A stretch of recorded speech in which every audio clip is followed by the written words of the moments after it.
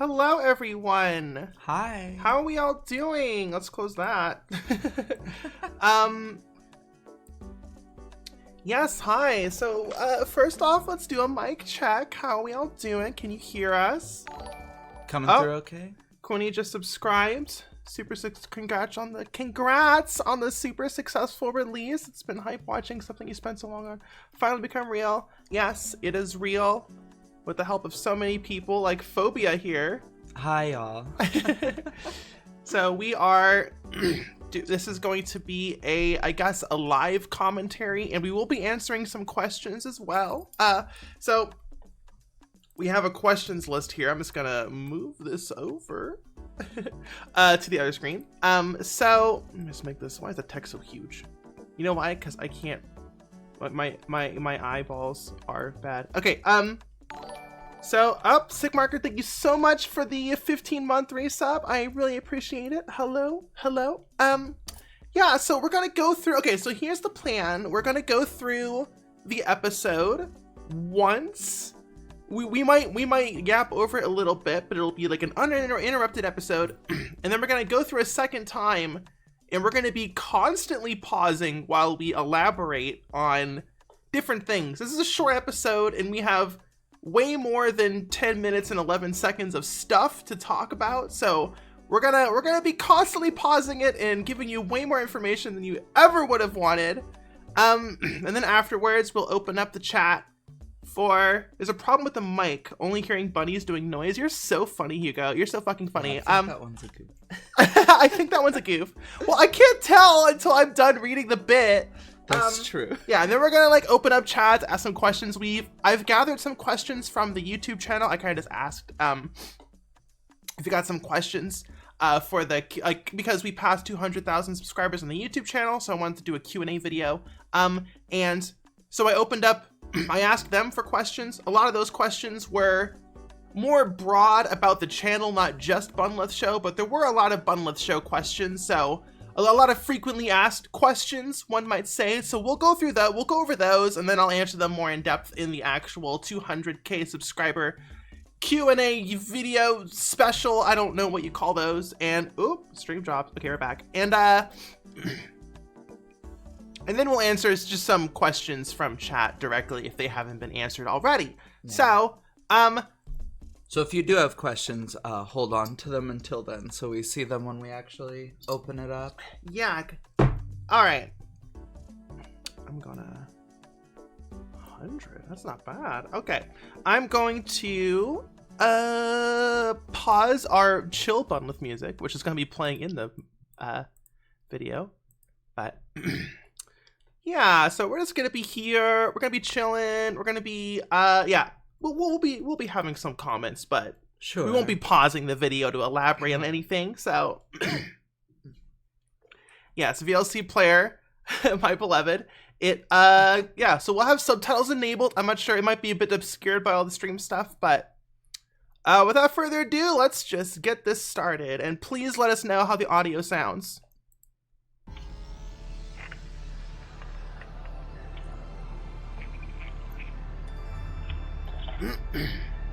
This was the second scene we did.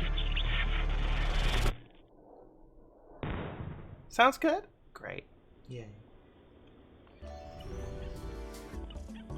Originally, we had all text on those TV screens. I think the logos work better. Oh yeah, the logos. Yeah, it was all just text on the screen originally, but we changed it to logos. Sorry. A question game dev related. Have you ever tried other game engines like Godot or GameMaker? Or only stick around Unreal Engine? Congratulations on your indie animated project. Thank you for the bits. We will answer it when we get to the Q&A section.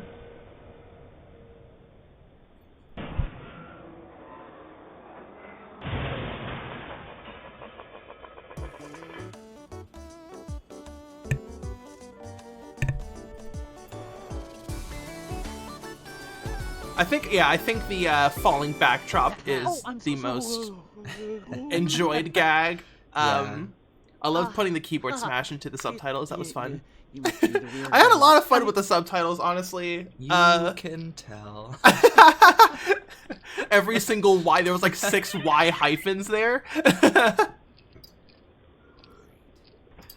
neighbor to deal with. And yes, we did hit the beach episode stretch goal. Yeah, very excited for that one. Yag Street. You know, I actually... You have another... There's box. actually an error here because Yag Street's perpendicular based on the sign, so she's not on Yag Street. I always just figured she lived at the very end of it. They just give one No, to but the end of I it. changed it last second so the Yag could be legible. Because the other street side across the street has a proper Yag on the right, on the correct side. Come on, Vito. This is your first impression in your new life, but... Hey, at least people you can still not seeing establish that you're a is good, movie thoughtful neighbor, magic. college dropout loser. This is as much exposition as we could cram into this little 8-minute episode right there. Yeah. That one line. I think we repeated at the end too. Okay, I can't move. Why is this so hard? Just knock All on the those sweat door. drops were animated by hand, Hello? by You the way. dropped Most of the particles were animated by hand. All that smoke, by hand. Best character, by the way. it. Oh my god. Yeah. According to Easily feedback. becoming the fan favorite character. Yeah, fan favorite Hey, character. come back here. Which is good. Meow. Come on. That's the easiest plushie. Meow. Animating that cat was so goddamn fun. I've never animated a cat before, and I have very little experience Lights with, and you know, fog. four-legged Shit, critters. I think it's the most excited I've ever seen you about animation tests. Hello? Every time you finished You a bit dropped with the package Void. Yeah, on no, the roof, and I absolutely. just wanted... Yeah. The Oh my gosh, laptop is she okay? screens didn't scroll for like 99% of the production. And at the very last second, like It the helped last this pass, scene so much. yeah, to we make made him them scroll, and it adds so much to the scene. The problem was too is after we'd watched this like What are maybe literally 2,000 times, Mm-hmm. it's hard not to feel like this scene went on these? forever What's with the light Yeah. show? until those screens started. Until those screens started moving. Meow. Are you supposed to Ah, look excuse me. through it? The staircase goes up to the rooftop. Someone's asking if where those staircases. Oh, go. But staircase that's goes up to the rooftop roof. access, Yeah, rooftop, baby. Which I'm sure the landlord has put an alarm on. Or some bullshit. Yeah, do they go up to the rooftop? I guess not. I guess they're all fire escape. Am I dead? Am I dead?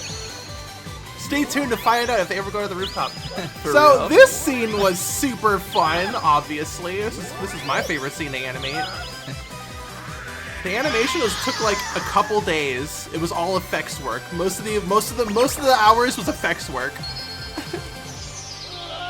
You don't know how many stars she wanted to put on this fucking transformation sequence. How many stars? We just kept being like, we need more. We need more I'm stars. Like, people We need need more to star see particles. The character. People No, need to see the You know what, Phobia? transformation. We I was watching it. I was like, that's not enough stars. Yeah, every time. Every We need time more we stars. Ever watch this. Yeah, I'm like, it needs more stars. I add stars. I'm like, it needs more stars. The Witch Upstairs. Wow, great commercial cards. Who drew this? Wow. I don't know. Witch We should hire them. Oh, whoa, we can tell because there's a signature in the corner that it was you. Oh, thank goodness. Thank goodness. Who pushed you to put your signature in that drawing, Phobia? Who did that? I want to detract from the art with signatures. You can't That's detract crazy. from art from signatures. How do I get out of here? Get out of here. Get out of town.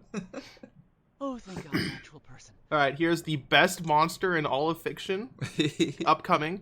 This shot is probably Hello? my most favorite shot to animate Hi. because I Cena think Breyer's I'm, performance was in a different... Oh, Look, so I'm sorry, I perfect. know. I must Peem! sound crazy, but Absolute I peem. think I just time traveled? What year is it? Little eyes. yeah, the eyes. I got really Hello? good at doing the pleading eyes emoji eyes. I Yeah. did like 3 times. Queenie says, Phobia, this shit is insane and changed the course of my gender forever. Thank you so much. That shot right there. Yeah, Where she's looking. Yeah, where down. she's I still love looking that at you. so Yeah. much. I painted that scary background.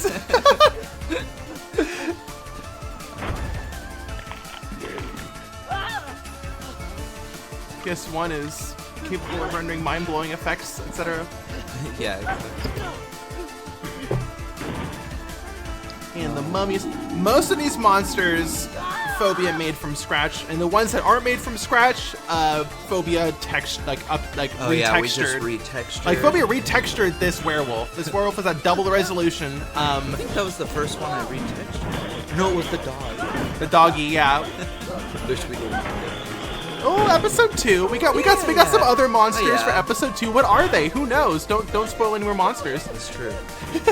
Oops. Yeah, the werewolf Sakuga.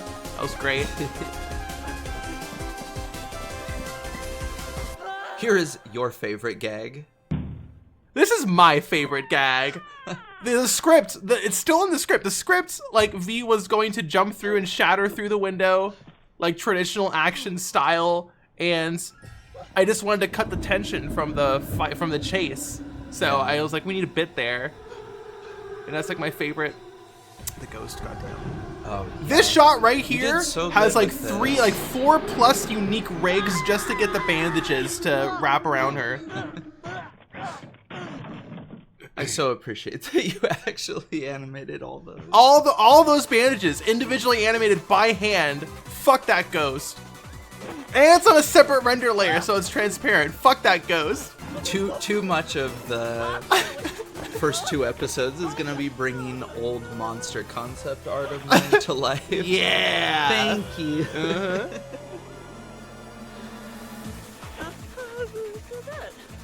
I'm done for. Die as a time-traveling cop-out loser. Oh, why me? Fuck these group shots too, by the way. They're not even animating there. The mummies don't even animate in that shot. They're just static.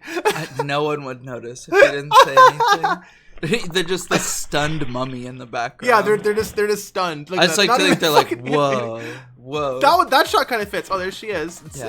it's the witch upstairs. Oh, that. Who did the voice for that monster? Wow. Who knows?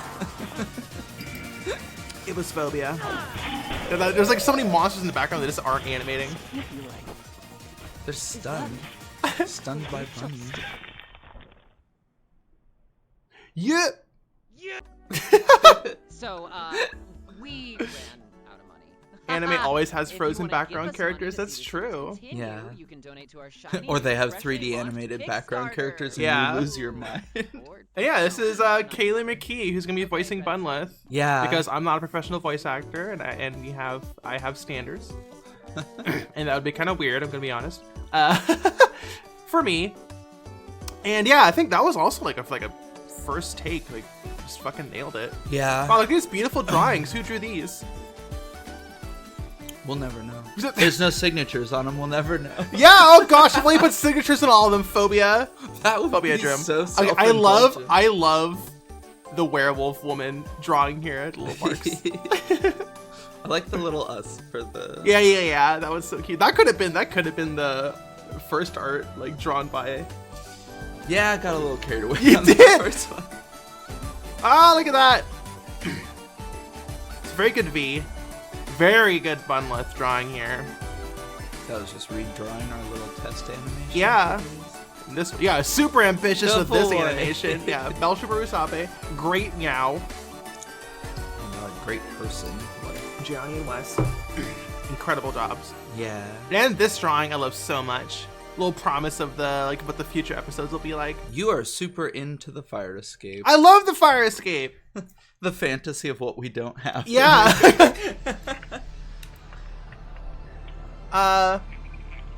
Okay, so we're gonna pause this. So yeah, that is the first episode. That was, how long was that? How much work was that? How many months of work? I mean, when did we start? It was 7 months. It was 7 months. It was but we a started lot of that- development 7 months ago, but Yeah, a lot of that is very, broken up in between. We both do commission work for our day jobs, and so that's broken up between a lot of our other jobs. Which, thank you all so much. That's the big part of the Kickstarter, is we get to just work on this full time. it is worth. I think we should just mention this straight up. There is a Kickstarter for this show, and it is fully funded. We got funded in 24 hours. We got funded in 3 stretch goals. 3 stretch goals. You know what? Actually, we're gonna do this live. We're gonna change the no backseating text to be. We're gonna change this to be a Kickstarter plug. Support the show! Exclamation point, and then super long URL. Oh my god, that's gonna be huge. Oh! Yeah, that looks so good. No, hold on. We can get rid of the HTTPS. Oh god, we should have called it TWU. Why don't you just say link below him? Okay, fine. Support the show. Can I even edit the description? Okay, I don't want to spend like 20 minutes getting this all figured out, so we're just gonna get some awkward red text. Sounds good. What is our font size? Let's make you a little bit smaller. There you go. Oh, okay. Just right across the top. Yeah, Comic Sans, my favorite color. Can we like not make it red? Red is so angry. Whatever. It's red right now. I don't want it to be red. Oh. Okay. If you just go to Kickstarter and type in Bunlith, I'm sure it'll show up. We are also like a project they love. So if you we're a project they love. So they're plastering us all over. Yeah, they're plastering us. Getting absolutely plastered. Were you okay? So this is a question. We're not doing questions yet, but this is relevant to what we're talking about. Were you anxious about the Kickstarter? Did you have doubts about funding? I was like, You were more anxious than I was. Yeah, I was more anxious. I was kind of just trying to curb my expectations. I didn't want to be like, yeah, this is going to be a success, basically, no matter what. Sure. But I guess on my end, I had been setting up all the Kickstarter stuff and doing all the research for like... Yeah, Phobia handled the Kickstarter. How it was going to run. So, you know, whenever you look up Kickstarter stuff, they're like, the biggest thing is you have to have like an active follower base, and if you have like 200 people that like your stuff, you're probably gonna do well. I'm like, I think we're gonna be. We're good. We have a few extra zeros on that, so I guess we're good. And what's the other one? Like it's very good if it's an existing IP with like an existing character or something. It's an existing and we're like, okay, IP. I guess we're good. We're checking off all the boxes. Yeah. Also, I just really liked our pilot, and I thought we would do. I thought people would like it. Yeah, there were a lot of people who were like, I don't think I've ever seen like a Kickstarter for an animated show where the first pilot was just already. It was just there. Yeah, I don't. You can just watch it. I don't even know if this is the case, but I don't know if it's ever been possible. I'm sure people have done it before, but it's very rare. Sure, but someone mentioned like they don't think. Anyone's loaded like a 10-minute fucking pilot video on Kickstarter before. Yeah, Kickstarter on the Kickstarter video player itself. They did actually warn us. They were like, hey, videos over 3 minutes usually don't get funded. Animation stuff over 50,000 never gets funded. There was a lot of like this is red wrong. flags You shouldn't do this. This is not going to be it. successful. And we were like, fuck you. Just kidding. I mean, we were just like, please, we love you. I mean, we also just couldn't. We couldn't do it for less. There's no way we would be able to fund all of the work. Like the funding for the show is definitely like rent, food, and sitting at our computers animating for I feel years like at this point. People see like the 100K and are like, okay, so y'all are gonna be like living like queens, and just you're gonna like hire a person to like, you know, wave a palm frond at us and feed us grapes. No, we're gonna be like, you know, this is for years of bless you. This is years of cost of living here. It's years of cost of living in New York, and also we have to pay and we pay well. We always make sure we pay well. Yeah, our voice actors and our other talent. Yeah, who we are bringing on. You know, this is a big production. This is involving a lot of people. We're all gonna pay them very well. Yeah, and more than they ever asked for. People value, if you're creative, value your time so much more than you do. I know that's really hard, but please value your time more than you do. Yeah. Hold on. Okay. And one more question before we do a full commentary. how long will it take to finish season 1? The estimate Estimate. The Super estimate loose. right now. This is not law binding. This is just an estimate. Yeah, the estimate right now is 4 months per episode. That is the time allotted. So for each episode is 4 months per episode. So 4 times 5 is 20, and another 4 for the beach episode. That's 2 years, baby. Yeah. So it'll be a project for a while, but we have a lot of stuff planned to fill in the gaps between each episode release. Yes, an example of that is the latest "Do Not Watch This Video" yeah, exactly. Which I uploaded yesterday. Which was just that was just like a standard meme bit, but we will be planning on uploading more related relevance to the show content, like a supplemental stuff, like maybe a comic strip or a little clip. Comic strips definitely one I would like to do. Just things that fill in little bits of story and character interaction for people between each episode. Yeah. And it's just a little bonus content, I guess, which we could theoretically bundle up with the show if we ever do some sort of physical run, but who knows? That's way in the future. We wouldn't even start thinking about that until all the episodes are done, which would be 2 years from now. So exactly. All right, so I think that is a good little amount of good sampling of questions. So we're now going to do the full commentary. Director's cut. Okay, so we're going to so now we're going to go through the episode a second time, and we're going to pause every time we want to elaborate on something. Yeah. My goodness, I'm so sorry for my throat. It's just so dry here. I'm not patient zero, I promise. All right, so we're gonna start. And I'm going to immediately pause right here because this is the first thing I want to elaborate on. So, I mean, first off, this was originally just text and we replaced it with logos and stuff. And we added, and that gave us more time to add in Evelyn Lark, aka the Noble Demon, on the second panel, who did the music, and she did an outright incredible job. And I just want to take a second to just shout that out. No, for real. Just incredible job. Evelyn has been doing music for projects that I've been working on for years and years and years now. The soundtrack of our home for years and years. I'm constantly, So, chat, for context, Toby and I live together. And oh shit. And I just play, because I'm like, okay, I'm gonna do some writing while I'm in the shower or when I'm in my room.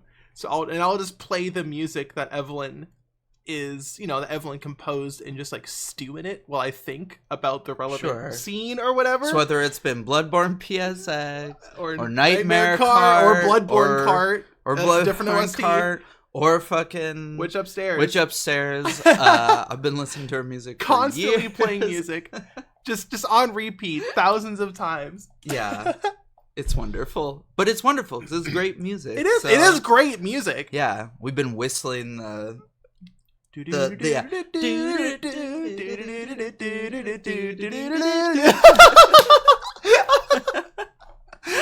fuck. Someone please clip that. That was adorable. So I'm going to reveal something here. The first scene, okay, so this right here is scene 0, right? This was the second scene, the little like preview scene. This was the second scene we did. The first scene that we made was scene 1, the New York exterior. We animated and made and produced that whole first scene, almost like an 80% of it, 90% of it, and we were like, this sucks. It was and very we threw long. it out, and then and then we made it a second time from the ground up. I will elaborate on that more when we get to the first scene. We have a lot to say about that. But oh my god, I wonder if we should. We can't show that now. We don't have a render of it to show. We'll but prep it some point for like a deleted scene. Yeah, it's a deleted scene, right? So like, we can't let everyone know how nice the mover used to be. Like I said, we'll elaborate on it. But we were like, this vibe isn't right. It isn't correct. This isn't what we want. So I then made this scene here, the little preview, you know, I'll not beat around the bush, the Netflix original series panel that they do at the start. And thanks, Quinny. And so that's why this scene is just a TV, a textureless cube with bisexual lighting and no background.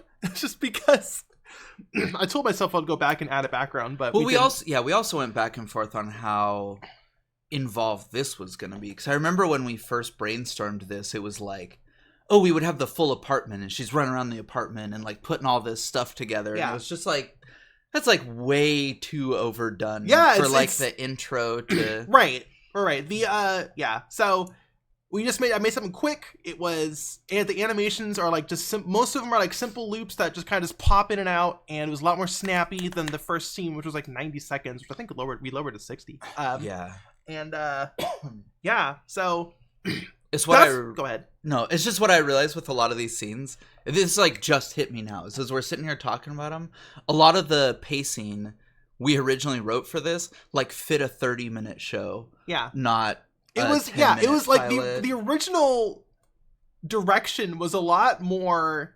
Yeah, it felt a lot more prestige television-y. I know that wasn't really the case, but it just felt a lot more realistic and like slow and doesn't really fit for animation. Right. It would have been paced well if we were at like 30 minutes or 22 or something like that. Yeah. But... All right. So let's keep going so we can get past the first frame. Yeah. The fucking doobie. They gotta know one of the few shots where anyone's hair is animated. I didn't animate their hair for most shots. Not counting V's. No, V's hair. Oh, no, not counting V's amazing triangle. Yeah. Oh, I'm so excited to finally move. We can elaborate on V now. Yeah. So. Yeah. Okay. Here we are. The first scene. So we've already talked about Yag Street. Can I zoom in? No, you're just changing the volume. You're changing so many things. Can I let me fuck with it some more? Okay, we can't zoom in, but yeah, Yag Street, and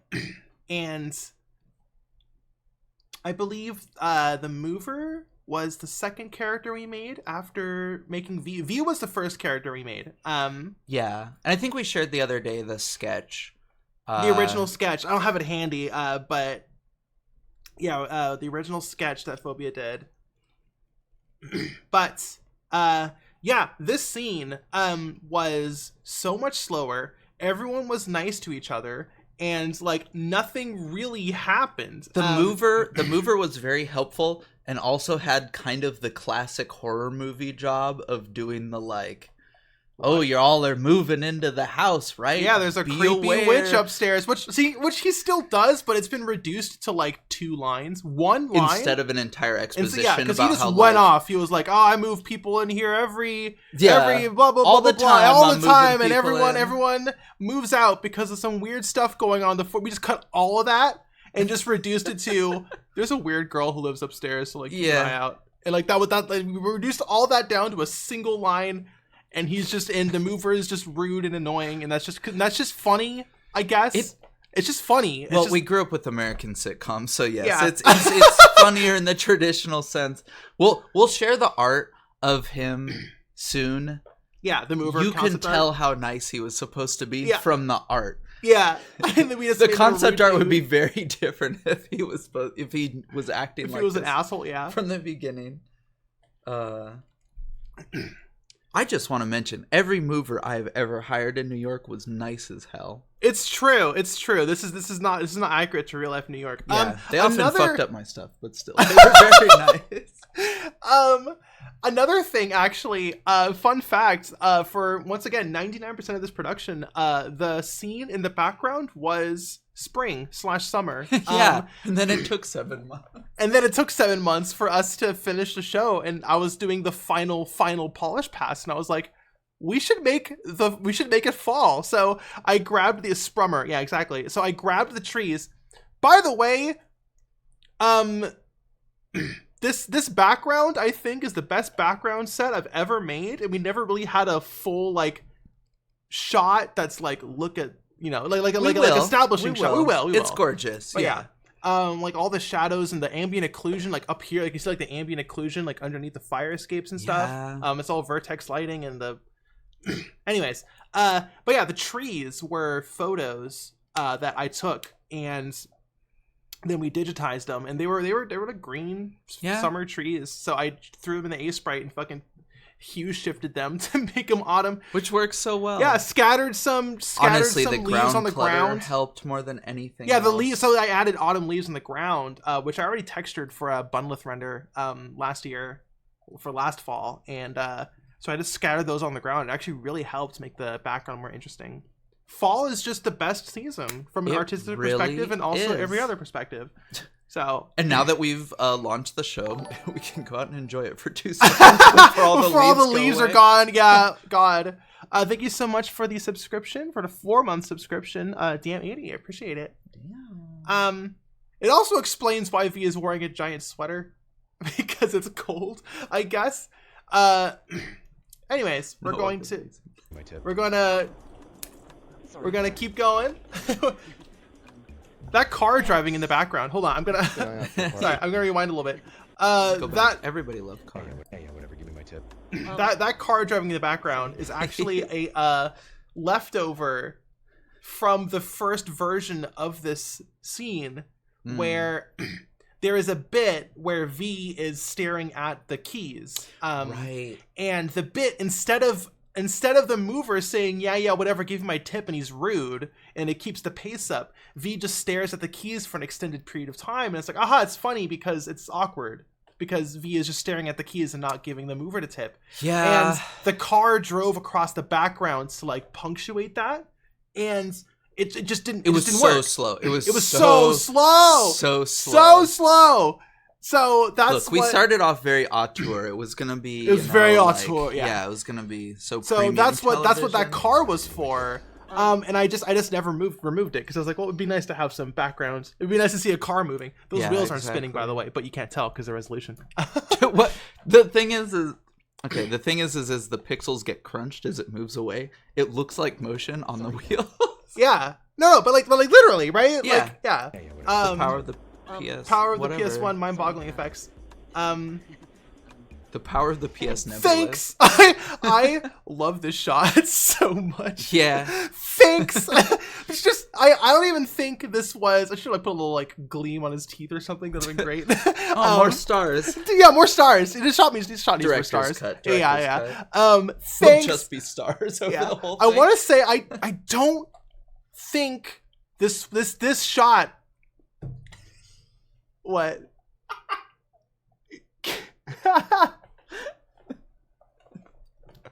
Oh fuck. That's wonderful. Yeah, I think this shot was just from Gianni's performance. I don't think this was in the original script. No, it wasn't. Thanks, and like this shot, I think just Gianni just did such a good. This character is voiced by Gianni. He did an amazing job, by the way. We adore you, Gianni. We adore you, Gianni. And yeah, just the thanks. But also, that's something worth mentioning, is that a lot of stuff in this show is like, I don't know. That's why this show's very much like collaborative stuff, I like to think, because a lot of the stuff in the show is a tweak on the script, because our voice actors go a little off script here and there, and do wonderful stuff. They do amazing stuff. Always encourage that. We always encourage just go off script, do what comes naturally. Like and then we animate after. Yeah, we animate after the VO. I don't know how standard or non-standard that is, but I've always animated to VO, even back when I just animated memes, right? Because the VO was first, and that inspired me to animate something, right? So like we always do VO first, and then we animate to match the performance. And I always think that leads to a lot more natural stuff, like thanks. It's just so good. VO before animation is common. Okay, cool. But yeah, I don't know what's more or less common, but that's just what I prefer. That's what, Sure. and I'm sure that's what you prefer. Yeah. And yeah, Except when I'm voicing the monster. except when you're voicing the Last monster. minute. Oh yeah, the last second monster VO. We'll get there. Yeah. But yeah, here's just another one of those anime bits. One of those anime bits that exist to save on production time and costs, right? It's funny because there's no color and he is not animating. It was extra effort to remove the color. It was actually okay for us. Yes, I had to throw a fucking HuSat into every single shader on this character, but yeah, it was a good bit. I had to fucking do the mouth. Girl lives up there. Yeah. Oh. Is that a VLC artifact? Or- Yeah, it was VLC, Girl, baby. what are Yeah. you talking VLC. about? Those trash bags. I love those trash Oh bags. god, they're so good. I'm so proud of this background. Yeah, and the fucking, This is the mat most loved falling bit. over. Everyone we ever showed this to, which is a good thing that this was the first scene, because then Yeah. we got to show the like, best bit in the first. We got to scene, show yeah. like close friends like this Yeah. bit, and everyone's like, "It's wonderful." It's like cool. So just as long as we keep the energy of that single bit Right, throughout good the whole one. episode, Yeah, we're, and I think- we're so good. And I think we did, because like we got some other good bits. I don't think they ever hit this level backdrop falling over, but you know, if you hit Depends the on the window person. Some or the people have cat favorites. showing up or Yeah. any of that stuff. Oh, that cat carried us. That cat carried carried us through scene 2. So Into a couple unnamed things. nightmare world. First off, incredible logo by Back on Earth, who Yeah. just did it. So I guess I should get into the history a little bit real quick. I'm gonna drink some water. Because my throat is dry because it's fall. And so I guess this will be answering a question, but yes, this show is a direct follow-up response to This Anime Does Not Exist fake anime OP that I made a year ago. I don't remember how long, around a year ago. And I got 10,000 comments saying a variation of, I would watch an actual anime that you'd make if it was made in this style. Thank you so much for the 27-month streak subscription. Oh wow. By Jinx Shivers. Thank you so much. And you know, I was like, I don't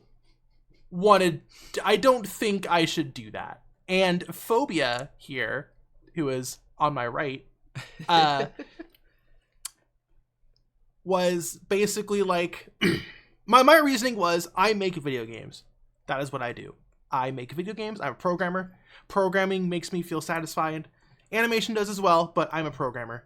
I can't do both a video game and a show at the same time. And if I did a show, then I would have to stop making video games, and I don't want my career to go down that path. And Phobia was basically like, you're already animating Bunlith content while making a video game right now with the do not watch these videos. Right. And I was like, well, I can't argue with that. So here we are. It was like that, and I remember we were out at breakfast one morning having this conversation, and then we just followed that thread, and I think by the end of like breakfast we had like the whole idea for the show basically. Yeah. Well, like figured out. the genesis, I'll share this here. The genesis of this idea, everyone. Okay, so this is going to actually be a long pause. I said I'll keep it short. I lied. Because I'm going to tell a story, which is the genesis of this idea. I was back in Los Angeles. I was out smoking in my favorite parking lot, which is right next to, you know, as you do in Los Angeles, you have a favorite parking lot to hang out in. Next to my apartment, which was, you know, a 4-story apartment. Didn't look like this. It wasn't a New York apartment. And I was sitting there, and I was smoking, and I was RO farming, I guess. Is that what the kids say? Whatever. And and this, I clipped the mic there.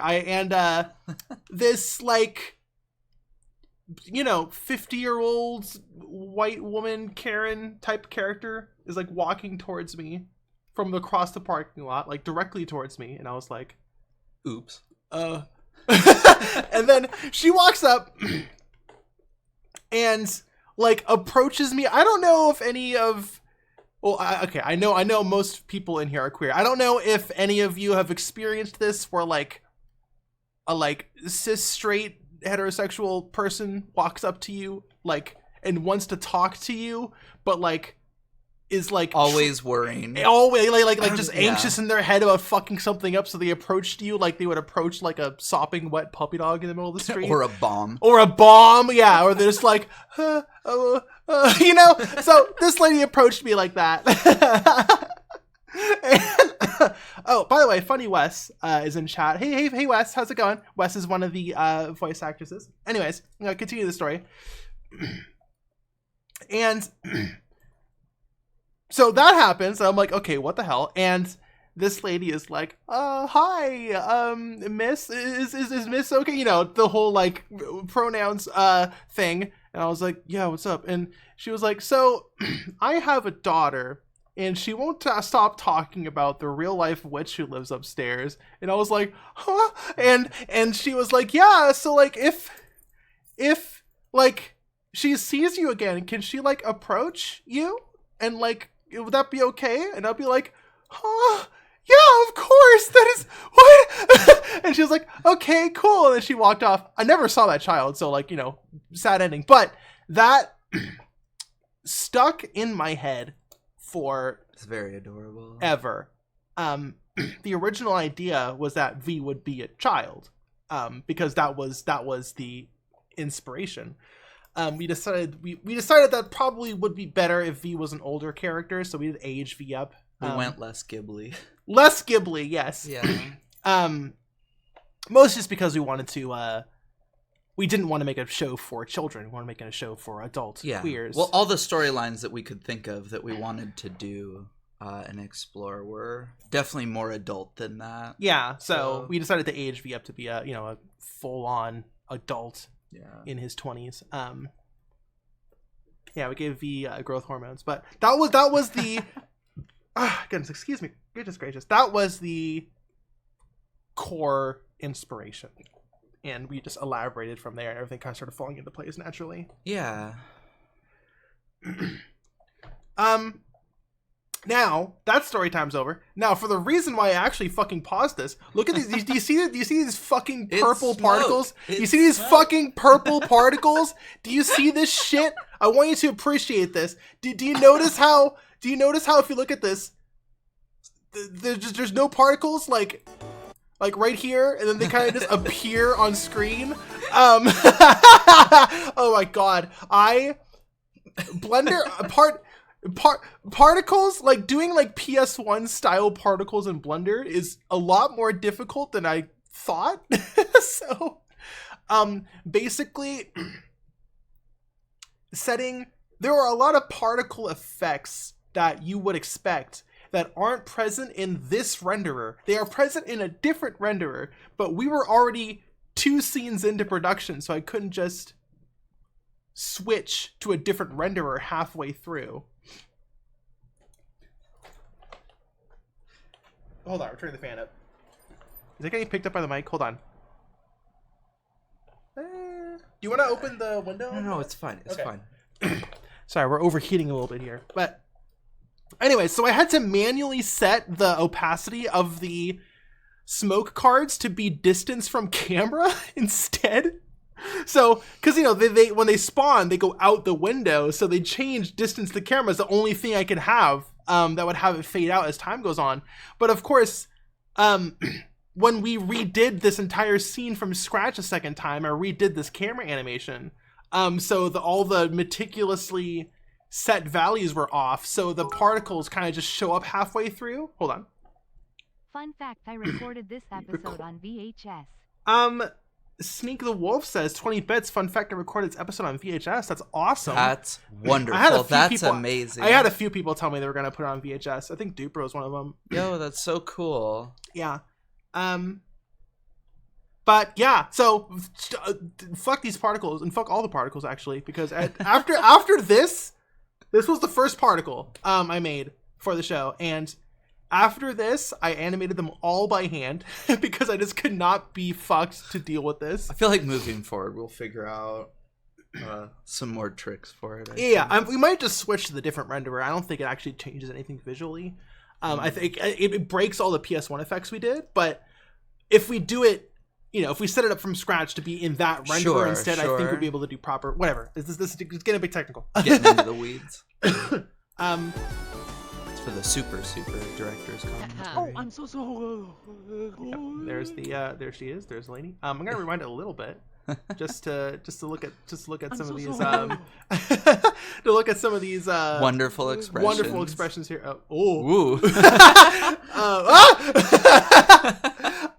Yeah, so this is Beatrix. This was one of Phobia. I mean, all these characters are Phobia's designs. But obviously, we specifically wanted this character to be different a different person, right? Different. Similar, she this is the Bunlith show, right? This show she's in the title. This is what everyone wanted this is what everyone commented when we made the Bunlith anime OP.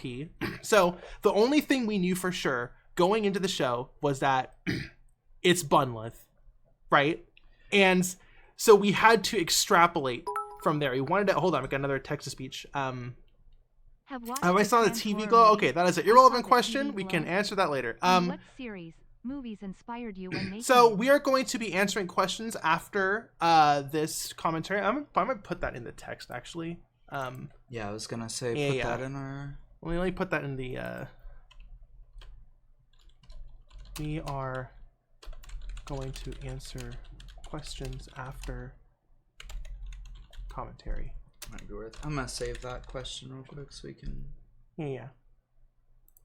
answer that when we get to the end. Questions. I can spell. Okay. So yeah, we knew the character. We needed Bunlith, which is, my persona. So that was a bit difficult to work with and around. But that was what. It's a little bit of separation. Yeah. So we made Beatrix, which is obviously based off of me. Pretty close. But I'm not even gonna pretend that it isn't a self-insert or anything. But but I mean, you need, even at the most blatant self-inserts across media, and they are very common, are still technically a different character. Because I think that degree of separation is required, especially if you want to dramatize aspects of your experiences, which is what all art is, I guess, to some degree. Right. But even when you have I feel like the only exception is web comics, right? Where it's this is just my life. The old video game comics, right? Where people, people make a bunch of autobiographical stuff, right? And the reality is that this isn't autobiographical, but does a lot of the things the show's going to touch on is our personal experiences and feelings about queerness, transness, community, the current state of the world, a lot of stuff like that. Yeah, how much fascism sucks. Yeah. The pilot is very light on getting into the actual plot of the show. But for the actual plot of the show, it's gonna get into a lot of stuff. We have a lot of stuff planned for it. Yeah. We can get into that maybe after. We'll get into that. We'll get into that after we get there. But it was important to go through all that stuff, not having just a one-to-one representation. Of Right. In the so show. It's good to have like I said, right. A lot of self-inserts. There are even a lot of media where it is just the author as themselves casting themselves. But we wanted to have a little degree of separation because we while we are very heavily inspired by our own experiences, it isn't an autobiography, right? Right. It is an anime, an action anime, right? That's also super gay. So that is why Beatrix exists. We went back and forth on if we give Bunlith the goth hair or not. Yeah, I think in the original concept art, you drew Bunlith with the goth hair. We do have a couple drawings of Bunlith with this hair and a few other hairstyles. We tried a whole bunch of different hairstyles. But once again, this show is called It's Bunlith. People know what Bunlith looks like, so her having different hair felt a little weird, so that's just something we'll have to hand wave away with some exposition in the second episode or something, or just not mention it at all. Yeah, we like gay people. Anyway, so we're gonna keep going. And we're gonna pause again because because this was in the original version of this scene. For anyone who just showed up, we animated this whole scene and it kind of sucked, so we threw it all out and did it again, but better this time, a lot more snappier, a lot quicker, a lot more snappier, a lot more funny, a lot more over exaggerated characters. In the original version of this scene, V is just kind of staring blankly and says and like that was it. There wasn't really a blushy, over exaggerated expression like this. This was, hold on, I need to drink some water. Well, then we drew this for like a week. There was like a whole week where I think I drew everyone's characters looking like this. Was it because I did this? Right? It was because we talked about putting this in, so I did that quick drawing to be like, what would it look like? And then we drew like every character we know of like this. So this is I believe partially or even subconsciously inspired by something that happened to me shortly after moving to New York. It was summer. I was dressed, in a summer fit, I guess. Shorts and a crop top, and I got my, my belts on. I exit my apartment. I'm standing atop the stoop, just like Beatrix is here. It is so similar. I am certain that was a subconscious thing when making this. Sure. When at least writing the script, and there is this high schooler ? With two of his friends just walking. He stops, he stares at me, he goes, wow. And then the other two friends, these two girls, they like giggle, apologize, and like pull him away. See, I thought you were gonna say someone was stunned at the bottom of the apartment steps when you walk out. I'm like, anecdotal story that happens once a week. Like... Stop it. But specifically, he stops mid-walk and goes, wow. Which was, and I just stared at him. It was a kid. I was like, I don't know who you are. That was weird. I just stared at him.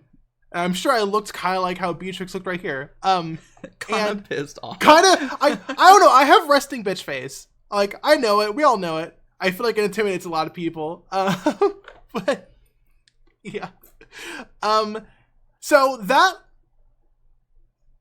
has to have inspired this, right? Don't look at me like that. What? Nothing. Yeah. Resting witch face. That's very funny. Goofy.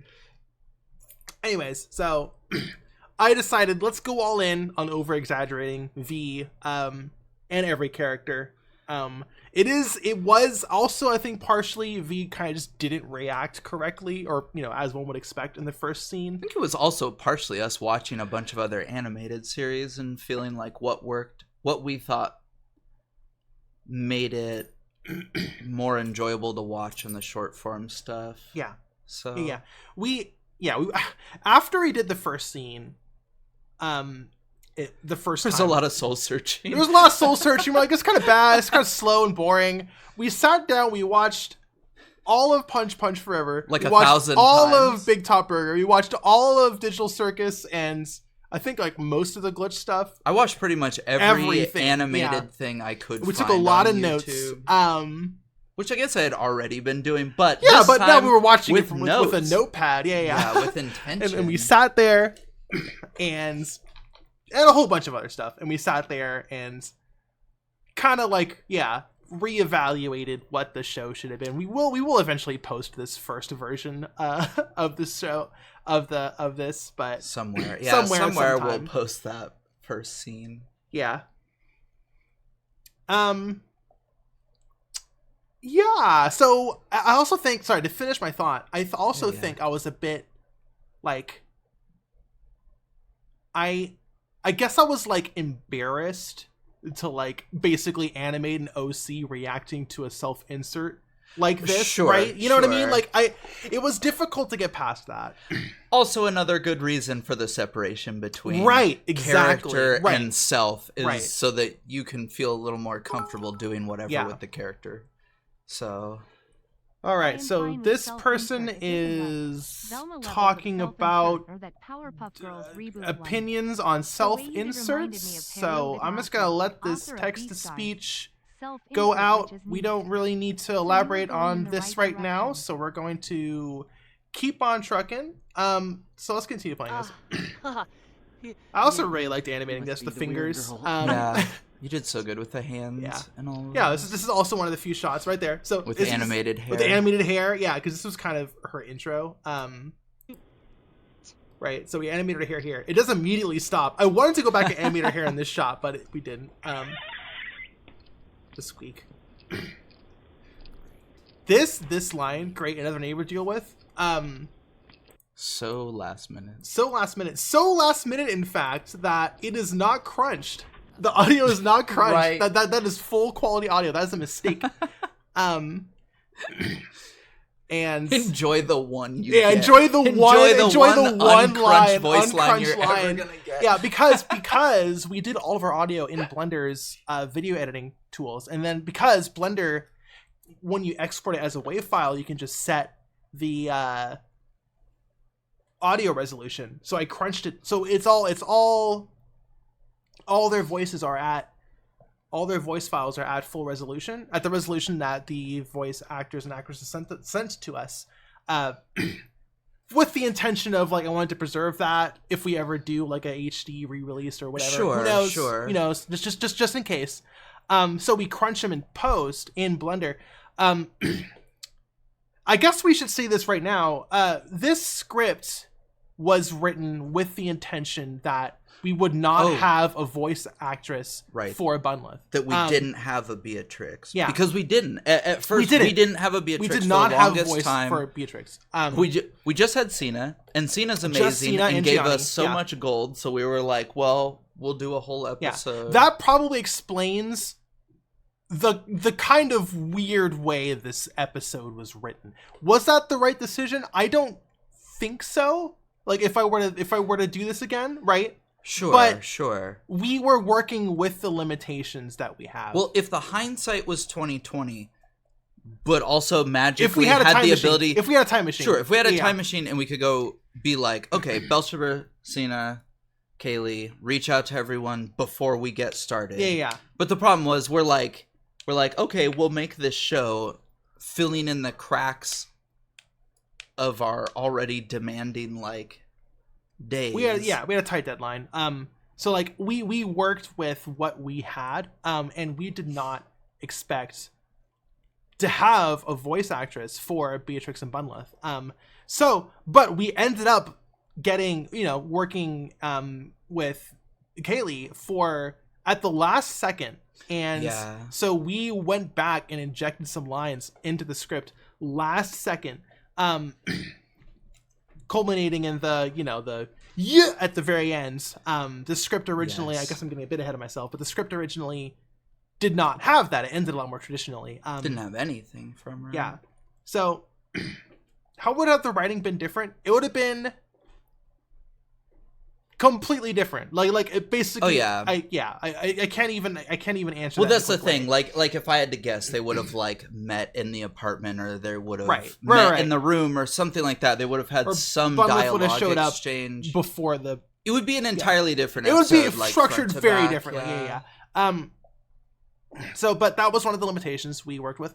We ended up with Kaylee. I think we got these lines like 4 days before launch. They came in like literally right before. They came in right before. Had to go out. So to go all the way back to what I was saying, I didn't put them into Blender and re-export all the audio tracks again, which Pomegranate M worked on, did the audio for. Hi, everyone. That's me. Yeah, so there's our additional sound design. Yes, that's our additional sound design right there. But we didn't have time to go through that whole process, so I just dropped the VO lines into the fucking video editing software, and forgot to crunch them. So that's why. And that's just an interesting little piece of trivia right there. Everyone's thanking you for sound design. Come on, say something. You're welcome. That was a good fun. So yes, the only line in the script for Beatrix was ahem. That was it, and that was I was originally just gonna do that myself. But just it was me just going into the mic. It sounded really bad. I was gonna replace it. You also did the U at the end. Well, but that was with the intent of it being. This is after we found we were Kaylee. gonna switch it. That's true. Yeah. And all these lines, the TCH, the t, wouldn't have been voiced. It just would have been the animation. And Great and Unable to Deal With was, thrown at the last second. I did give her lip sync. I did go back and animate, the lip sync. The tiniest right bit. when she turns around here. Very very small, but small stuff like that. Yeah. So that's just wanted to explain that. I think it was worth mentioning. Excuse me, miss, you have another box here.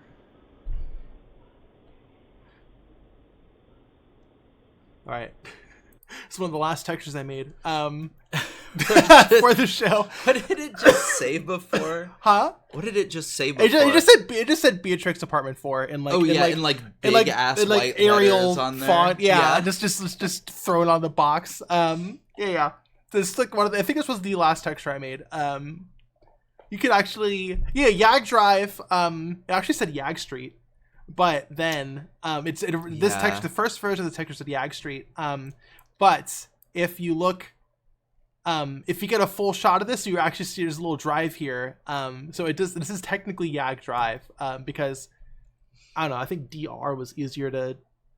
It looked write better with a 3 pixel height or 2 pixel height instead of ST because T needs it anyways. It also looks better when the camera changes distance from it.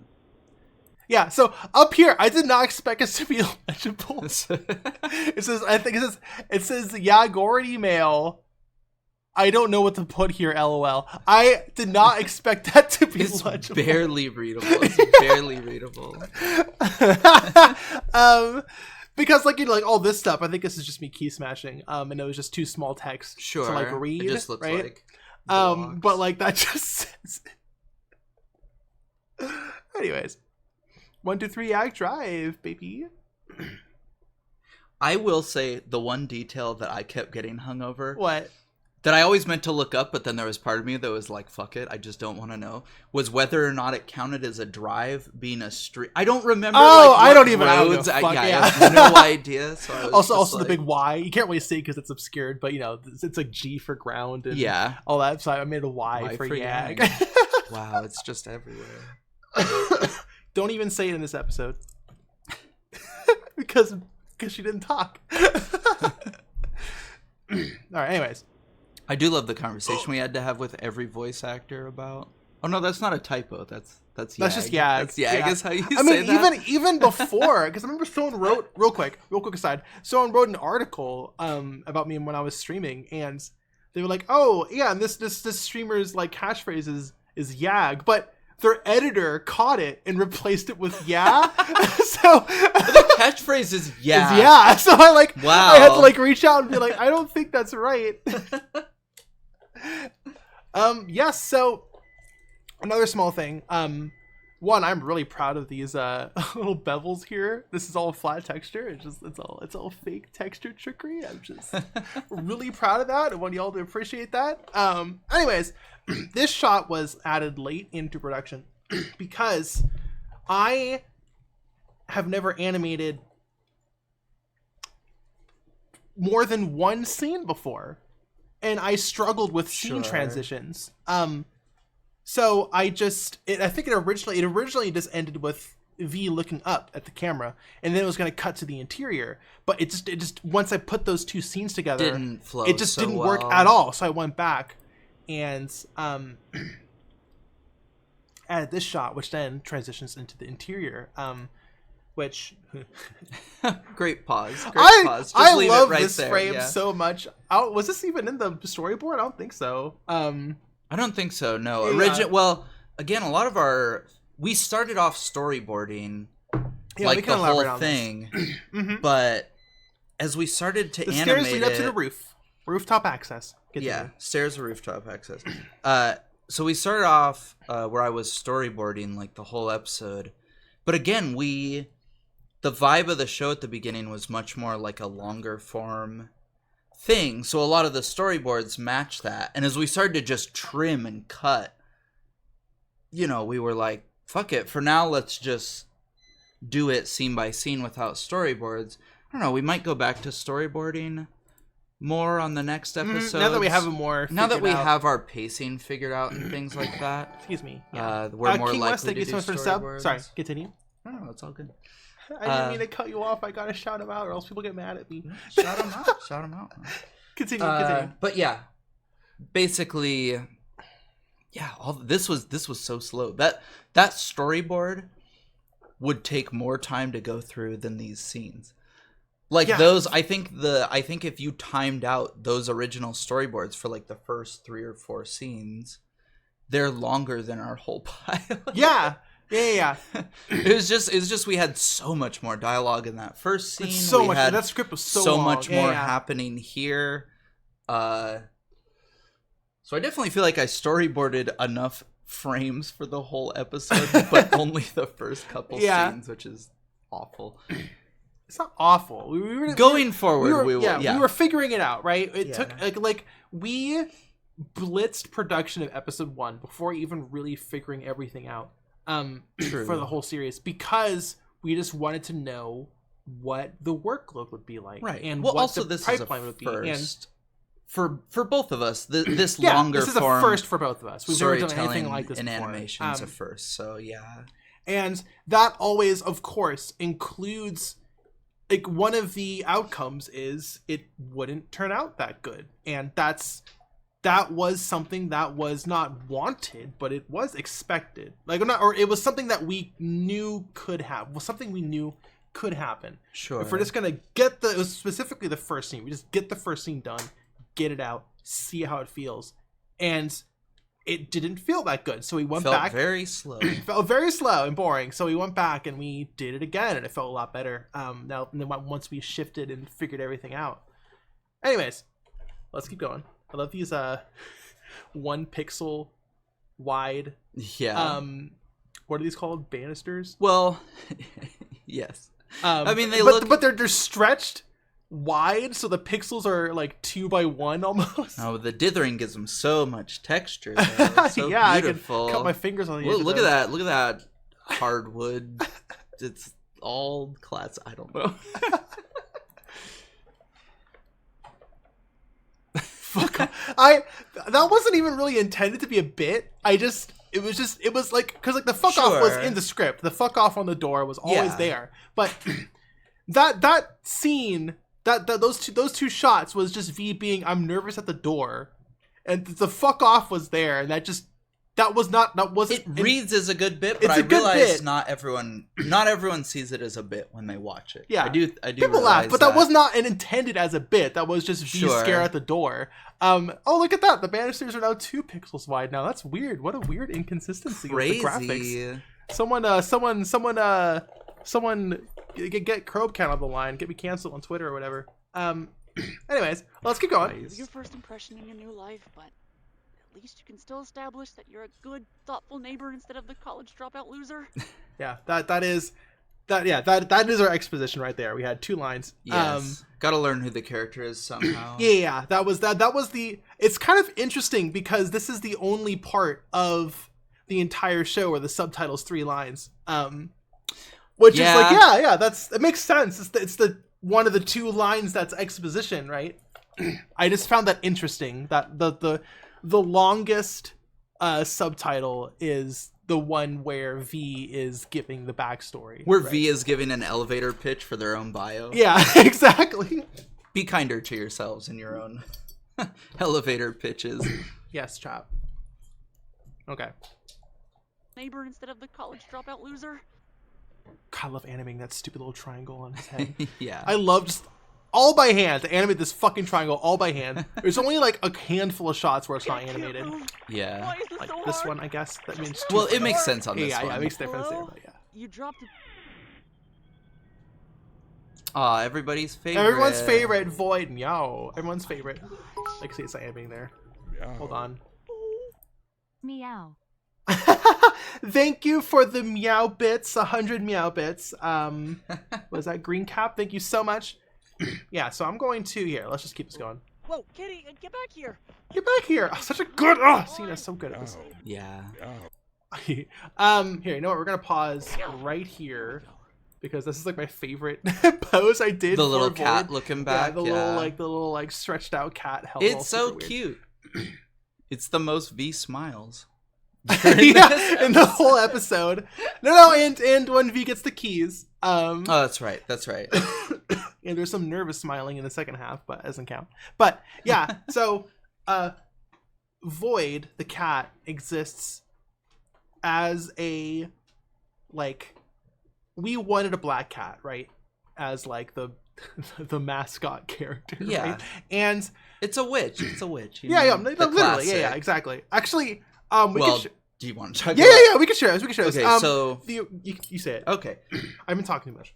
Originally, we wanted there to be a little sidekick, and the original plan was to have a little like AI companion, like not AI in the current. Oh, Well, that's why we didn't do Yeah, it. that's But yeah, kind of she was gonna ruined have like forever like now. like a little any program. video game character, little ally like Navi. A Navi, yeah, yeah, but it would be a Navi that's computer like- because Beatrix is a hacker, right? And it would be like a little robot outside in the real world, but then it would join them as like a digital little assistant. Yeah, and it was just saying AI yeah, companion. and then was like, as "Fuck time that, went on, fuck just that." like the idea of Beatrix having an AI assistant was like that is yeah, Jarvis, right? Right. That Thanks is awful. for ruining it for. We can't do that, right? That just can't work, right? that is just not what we want to do. That has been ruined now. Thank you, Tech Bros. So we pivoted to a cute little kitty cat instead, Yeah. and I think Which honestly worked better. I like more than the original idea, anyways. So yeah, but to elaborate on this further, we wanted it to be a black cat, obviously, Sure. because of the witch vibes. But this limited color range for these PSX effects struggle rendering dark colors. Sure. You can even see most characters who are wearing black or have black hair are actually gray.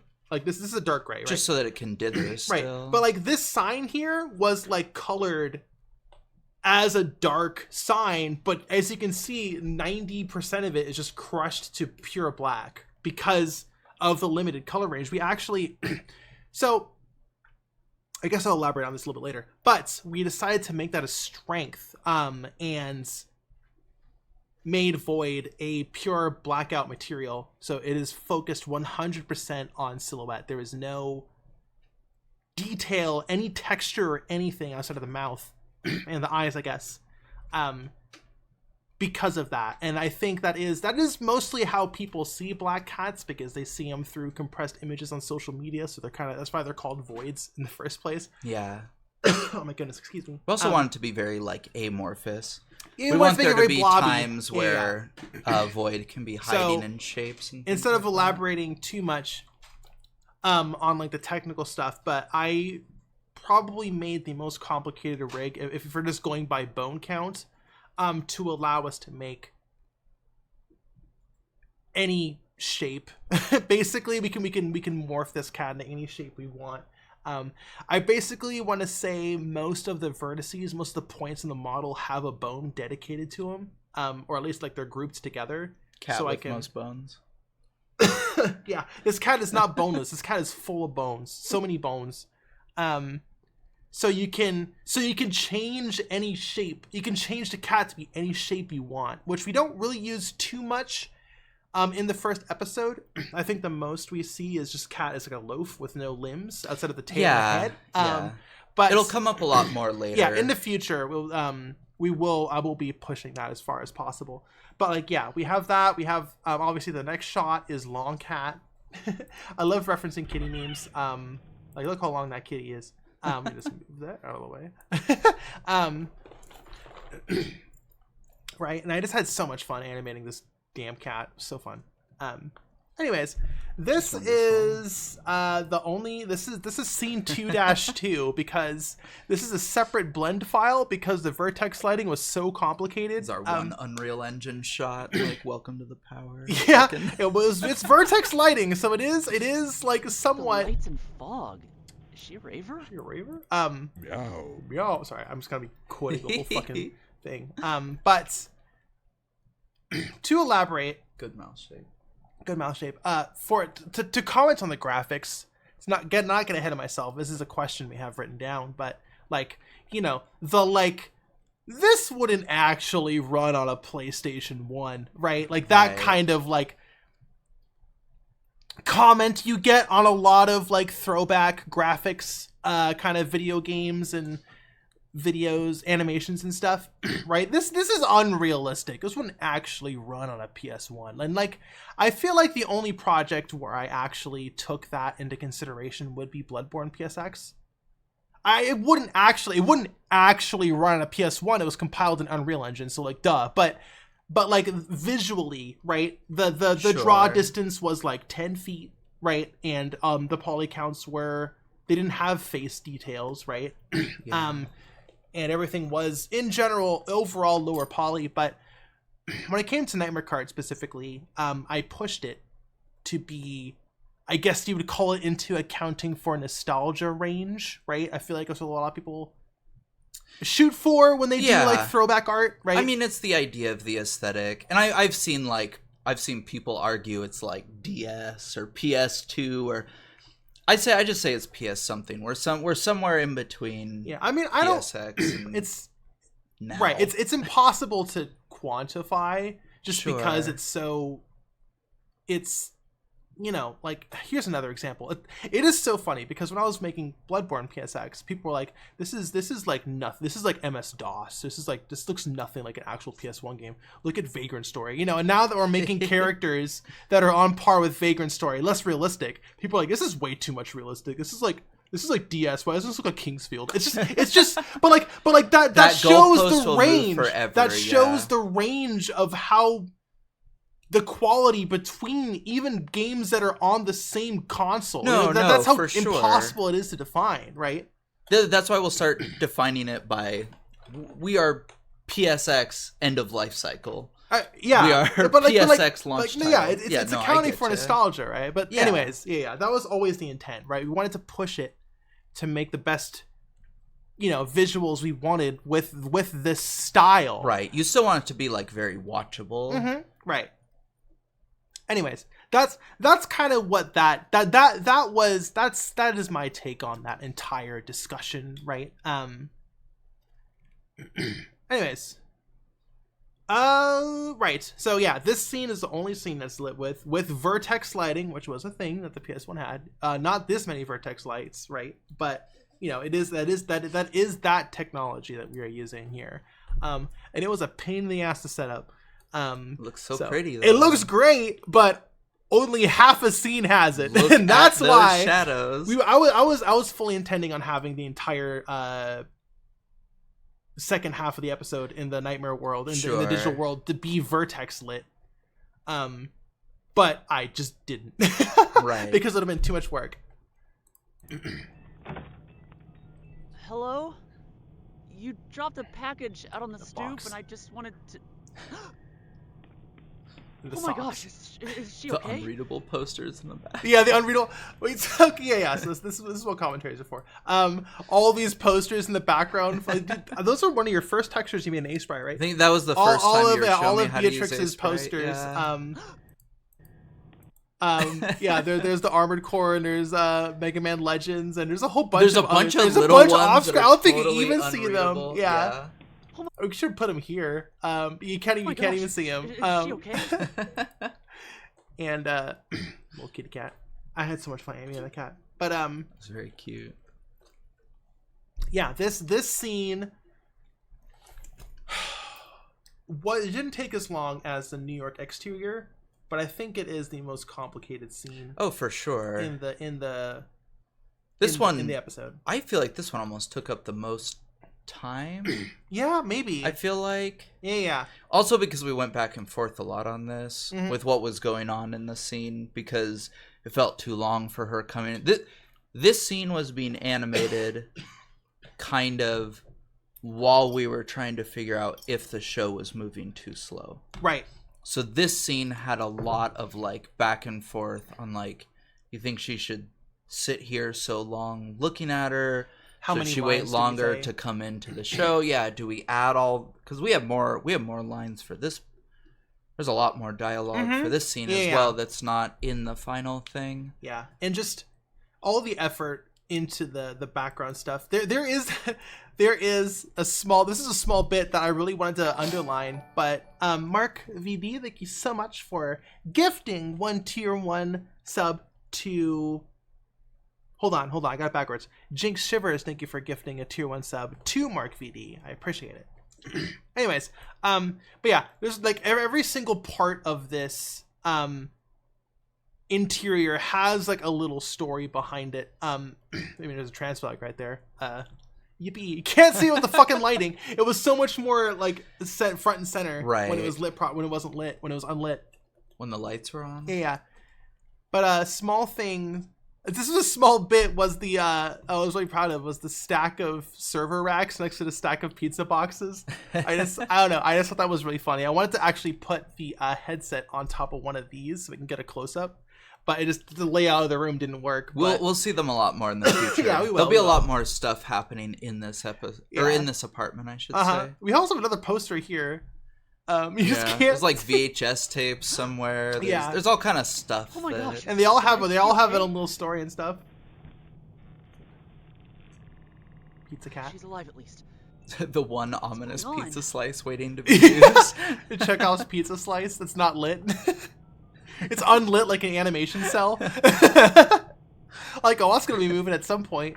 What are these things? Honestly, what a great side effect of being unaffected by the vertex lighting. That was very intentional. Yeah. That was very intentional. Oh my gosh, she is a raver.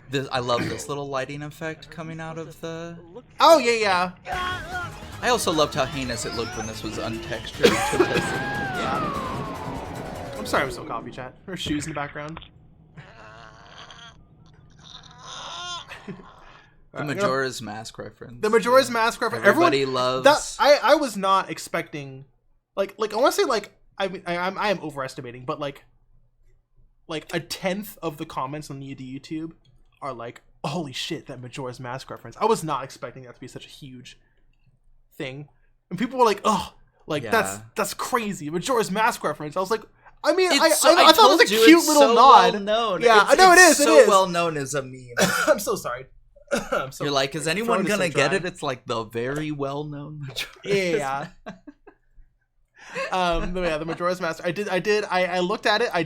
They play a lightning strike when the mask goes on, so I grabbed the lightning strike from Bloodborne PSX, which was an original sound I grabbed, so we're good. And oh, we forgot to talk about the street recording for the scene 1. Oh yeah, we can go back. If you remember, we can go back.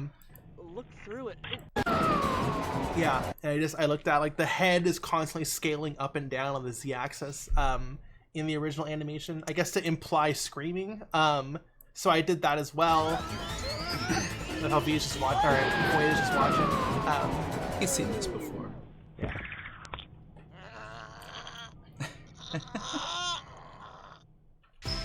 Bellshipper, amazing. Bellshipper, yeah. Bellshipper Bellshipper did the whoa, that's very zoomed in. Bellshipper, yeah, just gave us like 300 meows. Yeah, we're like, hey, a bunch of cat sounds, please. Like, and if you can hit maybe some of these vibes and these tones, and then we just got back like the best recording meows ever. And I feel we just used one meow, and I was like, it'd be really funny if we just reused the same WAV file. We have like 300 meows. And I remember I sent it because Belcher was like, please, I'm so excited, please send me a clip. And I'm like, we ended up using just one meow. And Belcher was like, that's awesome! And we were like, woo, thank goodness. It fits so well. We'll use a lot more. We'll use different. They will go to good use. They will be put to use. But that was just so funny. I was just like, meow. That's for our eventual void plushie that you squeeze, and it does one of 300 randomized meows every time. Here, I need to run and grab some water. Go grab some more water. Yeah. Keep talking. Keep talking. Do you want me to talk about the what? The recording in the first scene? Yes. Tell us. Okay, so. If you're all listening to the background in that first scene, you can kind of hear some people yelling at the very end of that first scene while V's looking up.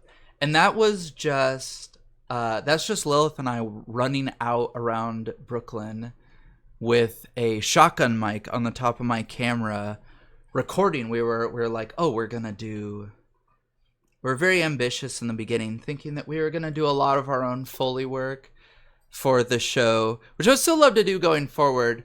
But that was a very fun day of standing there silently on the street, trying not to make a sound, looking at each other awkwardly as we'd realize, because you know, listening, you're like, oh, we want sounds of the street. And then, someone would, every time we started recording, someone would pull up and honk right next to us. Or the bus would stop. Or someone noticed would come us. Up and start talking. Someone noticed us on the street and came up and talked to us. Are you recording something? That's so cool. Tell me to blah, blah, blah, blah, blah. And we're like, oh, god damn it, that was such a good take. But then I love the one we got has a couple arguing in the background in the house. It's unintelligible. That was perfect. But yeah, you can just hear people yelling at each other. I feel like we really grabbed the vibe of a Brooklyn street. Felt very New York. Yeah. All right. And yes, this line was also from Belle, and that was one of our favorite lines. It was just as a response. Yeah. I don't even remember what the prompt was for that, but I came up with. But I was like, what am I? I was going through all it inspired lines. The bit, honestly. Yeah, I want to say that the line that Belle Shipper did, this line, which I'm gonna play right here, inspired the Pizza Cat bit. It definitely didn't exist before we got those voice lines in. Incredible. Yeah, incredible. It's beautiful. 10 out of 10. 11 out of 10 even. All right, now of course, I don't even know if I have too much to say about this.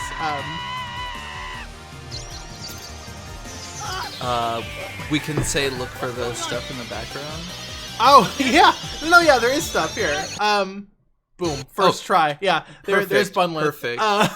So this took an hour to draw I drew all this circuitry by hand. I made a Bunlith circuit right here. And a cool S. There's a cool S on the left. Boom. There we go. Perfect. Hold on. VLC does some fun stuff. Got some VLC stuff in there. There, and there's a cool S. There you go. Yeah. Oh, it's behind chat. There you go. Cool S. So we had a bunch of stuff in the background. But this was my first time using, I don't want to get too technical. This is my first time using geometry nodes in Blender, which is basically what allows you to get this effect with the triangles melting away. Disassemble. Yeah. Which I eventually, I added stars on top. Should have added more, but I think there's enough stars. We need more stars. Gosh, no darn one's it. gonna be able to see anything. And yeah. So, but behind the stars, you can see the triangles are melting off of V here.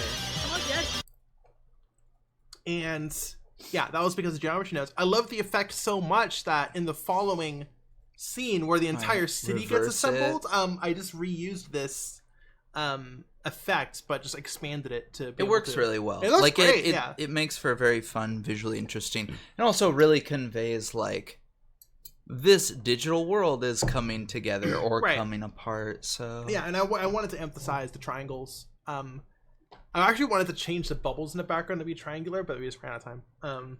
But I wanted there to be a lot of triangles, like a triangle motif throughout the show. That's why V has a triangle on the hair and this low poly effect. I just wanted it to be, it's low poly. Everything is made of triangles, so I just wanted to have them pop up a lot. Right? Eventually, Void will just look like a triangle for one shot. Right. So yeah, that's why I really liked how this effect worked out. Am I dead? Once again, Cena just incredible every time, everything we do, every prompt we give her. I know, it's kind of crazy. Yeah. We need so little stage depiction. There was enough stars there. There was enough stars there. Well, because you were fading her out of the shot. Ow! Like that line. The ow! Like that inspired this like little animation where he rolls over. Like we just a lot of the stuff Cena gives us like inspires an extra movement here, an extra gesture there. And just another thing on the topic of Cena, I think Cena was, when we were doing the delivery, Cena was like, oh, I have an idea. What if we just do this? Or what if we did that? Every single one of Cena's ideas made it into the show. No, for real. I forget what they all were, but yeah, drink your waiter. But the one specifically that stood out the most was later on. I'm getting a bit ahead of myself, but later on when V falls down the stairs, that was also going to be realistically animated with V like tumbling and like rotating, right, falling down the stairs. And like we did get a voice line for that. We did get a voice line for that. I'm just like, but then Cena was like, what if we like did like a blah, blah, blah, blah, and I think we didn't use that example take, but we used one of the. But then V then Cena did a take. Oh, no. But then Cena did a take of the like cartoony stairs, and I was like, this is better than anything I could have like imagined, and we ended up using it. And like I think every single idea that Cena had, we ended up using. Shout out to Cena, incredible for real, actress. For real. We are constantly saying this. Yes, constantly. Shout out to every voice actress. Cena as the lead and had 90% of the lines.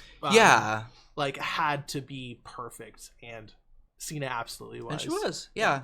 And I'm very excited to get into the next episode where we'll have way more dialogue from all the Kaylee. other voice actors and actresses, so we can get everyone in and doing all their beautiful performances. Yeah. Let's continue. Yeah, so this shot, these like 4 shots. Yeah. Do we have a voice actor then? We said voice actors and voice actresses. Do we have a voice actor them? Do we have a voice actor them? What does that mean? A non-binary person. Oh, a voice actor them. Oh, I can't remember.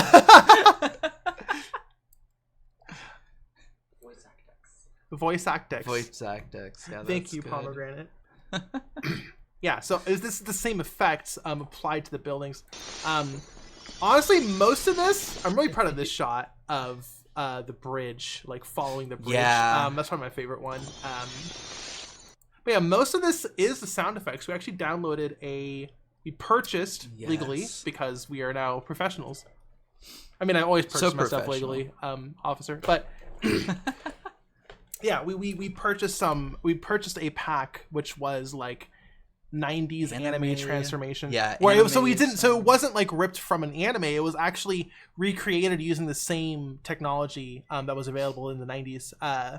And it made a bunch of stuff, and we grabbed them, and I obviously tweaked them and edited them. I like sampled like broken glass and like stones crumbling, and layered that into the magical girl sound effects to make it, because buildings are being made in the sky and all that stuff. So those bubbles get big in the background. Bubbles getting big, yeah. Yeah, and that was that shot of the sky. It is partially by the geometry nodes, but some of the triangles I didn't animate by hand because I wanted to draw the eye, specifically this triangle because it was so bright. This middle this middle one, I wanted it to draw the eye to the clock tower when it assembles, and so that's why it is. You can see it's very authored as it goes in to finish, right? It moves a lot slower and in its own little. Yeah.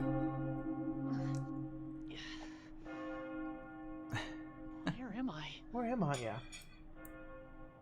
And here are our beautiful The Witch Upstairs. commercial cards, Little voiced commercial by cards. the Funny West, who's currently in charge. Yeah. Upstairs. The Witch Upstairs. So I like the laughing one we have. the Witch Upstairs. Yeah. So Wes Upstairs. just went off and just gave us like 30 takes of like. There are some where like Wes just like, oh, I wish I had them handy. We can just go through all of them. I guess we should keep them secret though, right? Because they're going to be in future episodes. Oh, so sure, we shouldn't show them off. We'll end up using a lot of them. Yeah, and there's like angry ones and scared ones, like ha ha ha, the witch upstairs. Yeah. It's so great. And worth mentioning, we hit the first stretch goal, so we get to go find a bunch of really fun artists and have them To do future draw commercial those cards. future commercial cards. I'm really excited to see those. Right. Yeah, the first one we wanted Phobia to do, and I guess Phobia would have done all of them, but now we can bring in more artists. Yeah, I'm very excited to see what they do for them. And we're going to be if we hit the next stretch goal, link on the top. If we hit the next stretch goal, we can bring on another animator. Should we say who it is? It hasn't been announced yet. I mean, we can, I assume, because it's not like it'll be anyone else if we hit the stretch goal. Okay, well, it'll be animated. We will be bringing on Pomegranate M, who helped out with the audio, to help out with animation, and that is super exciting, and I'm super excited. Yes. If we hit that, to work with Pomegranate. And very excited for how that'll quicken up the pace. And of actually, episodes. are we locked in for the commercial card art for the beach episode?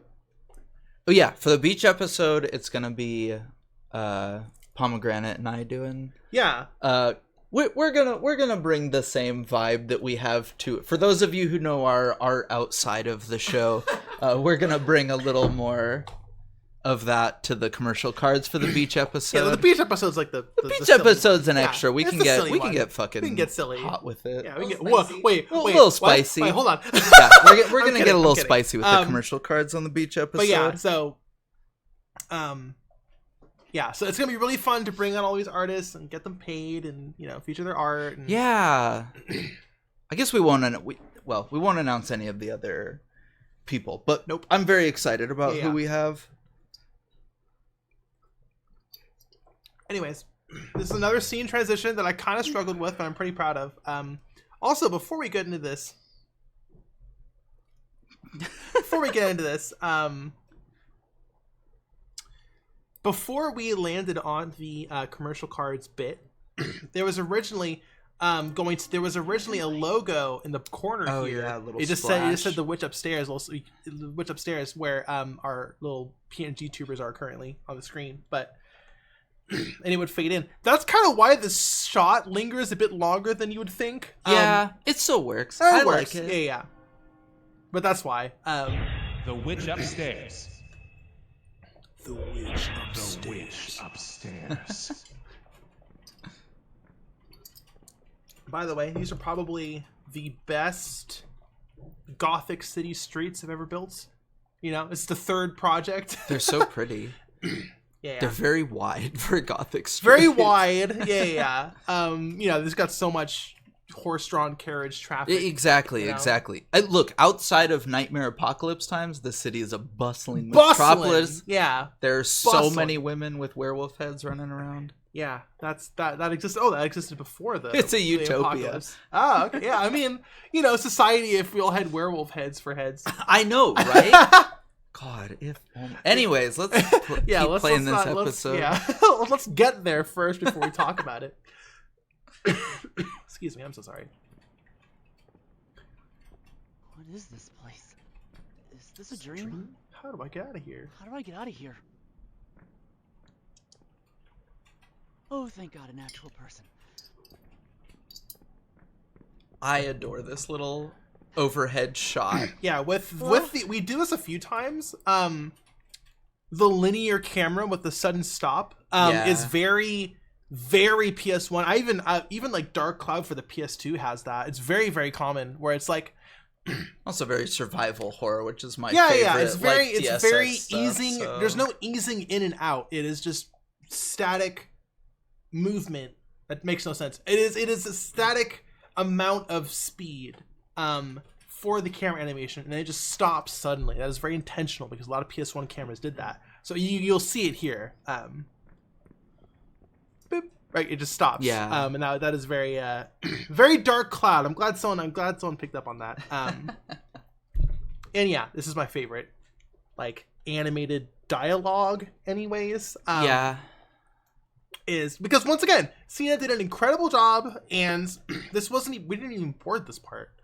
No, this is where we stopped boarding because we realized we were just moving faster. Yeah. And we were gonna figure out board pacing after this episode. And it was, it was like, okay, you're running, you're out of breath. We do want this to be a funny line delivery because, V is not aware of the danger yet, so we wanted to, heighten the contrast between the danger of the reality and V is just clueless. So we did want it to be funny, and then Cena once again, like, I don't know if it was the first take, but it wasn't. It was this was not. It was like a couple takes and just landed perfectly. This line. The amount of times where we get 3 for safety and just use the first one. Yeah. It's just like there's definitely part of it where, like, again, this is us doing it for the first time, so there's a lot of times when you're in VO and you're like, I think the professional thing is to ask for 3 takes. Yeah, I kind of just want to use that one. Right. But yeah, I just love this, the gay hand. I love the gay hand. Excuse me. Hi. No, just when Cena did that, I was like, oh, that's where the gay hand goes. It sounds like it. It sounds like it so in the good. audio. I think we talked about that in the voice acting session. Oh, fuck, yeah. Fuck. Hello? So fun. Excuse me. Hi. I'm lost in a different. Look, I'm sorry. I know I Thank must God sound we don't crazy, have the but hand I motion think capture on. I I know. just time traveled. What year is it? The little eyes there. There's a lot of adorable hands. eyes. A lot of hand animation going on here. A lot of unique. So the hands are individual models. The hands aren't rigged. So I swap models out like action figure style, which wasn't the only way PS1 games did it, but that is very common. Even up to like the Wii, some characters had like action figure style modeled hands because they couldn't rig the fingers. So if you pay attention, like, he's swapping like hand models out like every second. But like there's one and and then the They go quick. Yeah, and we have the finger point here and the. Look, I'm sorry. I know.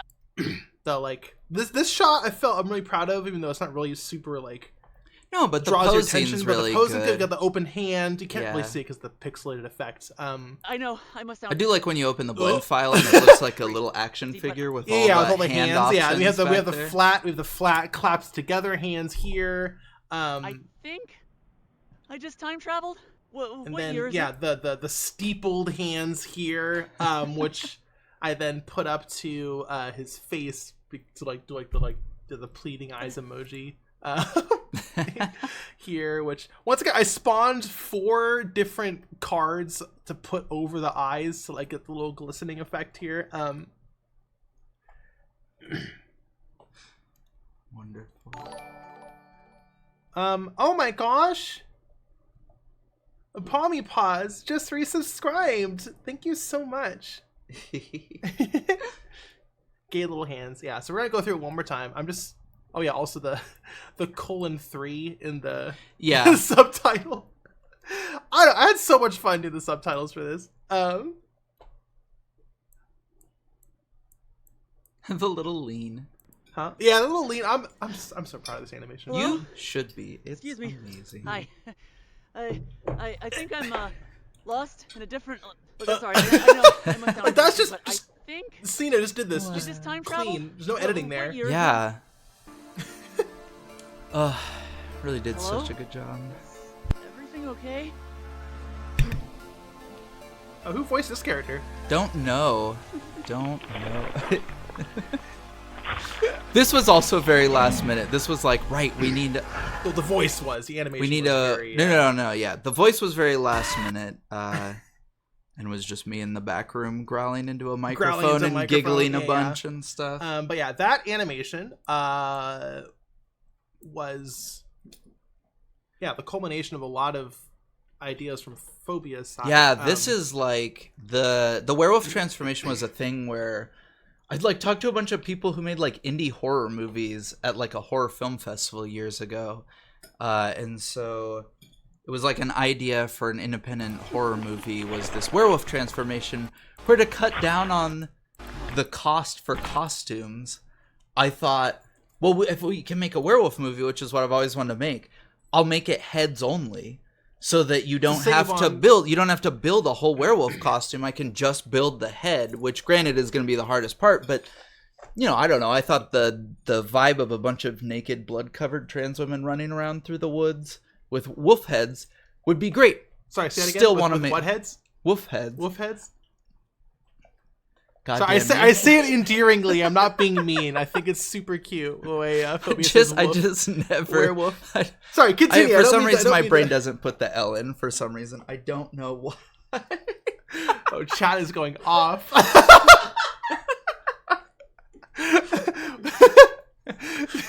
It is super endearing. It's not good for how many things I say wolf about. Say werewolf. Werewolf.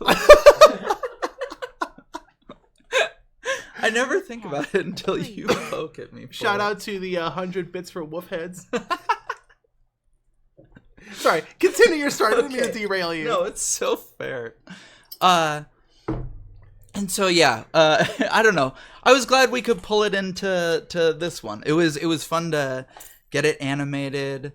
Was the werewolf woman the first model I made from scratch, or that might have been the mummy? No, the mummy was. It was this one. I think it was this one. Yeah, I think the werewolf. This was So Phobia learned 3D modeling for this show and picked it up in like 5 seconds and modeled this and textured and unwrapped this character. It was like this one and the mummy, and the ghost. Those are ones you see in this episode. We've worked on other monsters, which will be in the right, second which will half, be in the right, other, which will also be in Bloodborne World, episode, obviously. yeah. Miralodia World, obviously. But yeah, this was super fun. This is like super collaborative. Like, you know, I had to rig it and animate it, so I had to do a bunch of tests to make sure this would look good and how. I'm sure we'll release those tests at some point. We've I got some did. cute little. Oh, that's true. That's true. But yeah, like I had to do like a bunch of different ideas and technology. Like the obviously like the teeth are a separate texture, but like the blood coming out of her chest is just like 8 different textures I'm swapping out, right? So you'll like see like this, like these bits here are like a texture, modifying your skin texture. And like this it's shot, that shot, with that the eye, with the that eye, single yeah. shot looking down through is my favorite single part of the whole episode. I'm really proud of and that. will be one of the stickers in the sticker pack. One of the stickers in the sticker pack is a drawn version of her looking down through the werewolf jaw. So yeah, and just the snap with the swallow. Yeah, the swallow. I remember I animated the swallow during the rig test. Yeah, so because I had all the controls. Hex, thank you so much for the subscription. I had all the controls to morph this however I wanted because it had to come up through the wound, right? So I had the control to do it. So I was like, what if I made it swallow, like imply that the human head is going down into the body? Yeah, whole thing looks great. The blood particles are spheres because I couldn't do camera facing. right. Because once again, the particle system sucks. So the blood are textured spheres instead of textured 2D cards. I don't know what to tell you. That's true in real life too. True. Like, it looks fine, but like, I just wanted to, this is behind the scenes, right? So I accidentally cut myself, and all the cards came spilling out all over the place. We don't want to look like real life, right? That's true. That's true. We're leaving that for the remaster in like 20 years, where we all just render this. We'll do the Witch Upstairs remake. That's it. Yeah, that's it. Right live action. No. But yeah, this is the blood here on the face. This is something I wanted to, I think I made a post about this. Wanted to emphasize is there's I think 10 face textures for V, depicting like his eyes getting more sunken in, just more and more sunken in and whole... tired, and I don't think I make him more pale. I didn't want to do that, but V ages like 5 years over the course of this like next and few the minutes. blood. 5 of the textures are just the animation of the blood hitting his face, because I wanted to have a little bit of blood on his face, just to like emphasize the danger that he was in. So I didn't want it to be too much, because when you have too much blood on your face, it gets hot, right? It becomes hot. Right. When just blood, like a big thing of blood on your face. That's hot as fuck. That's for later. That's yeah. That's for Bunlith. But like that's for like, beach episode. So like we just wanted a couple drips on his face to like emphasize the danger. And I just wanted V to get more and more scared and more like haggard as this episode came on, because this poor boy is just so terrified of what's going on, because he doesn't know none of it's real. Right. Because if we had a trans woman standing right here, these reactions would be very different. Yes. So like this you can't even, it's sub-pixel, but you can see there's a full animation of the drips landing and like moving down the face a little bit if you really look. Also, we struggled with I struggled with that reaction. Oh yeah, you drew a whole spread. Sorry, continue. No, I just drew a whole spread of scared or frightened V's. Mm-hmm. So there is a concept page of just V reacting like to this specifically. 10 drawings of V being scared of this specifically. And I think this is where V's eyes go extra wide, and I don't think they ever go un-extra wide for the rest of the episode. I think maybe at the very second to last shot where he goes, "Is that the witch upstairs?" I think that is the only shot and any following shot in this episode where his eyes aren't super wide. Yes, I know one moment and the pupils and the pupils are shrunken down to be smaller. Yeah. Maybe a little bit after hitting the window. Yeah, maybe. The white. Well, we're getting we're getting there. You'll watch this one more time. I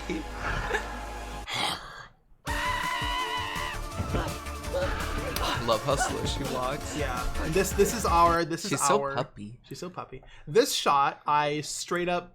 I didn't forget. I did forget. I did forget to animate the coattails in this shot. There are some shots where the coattails just aren't animated.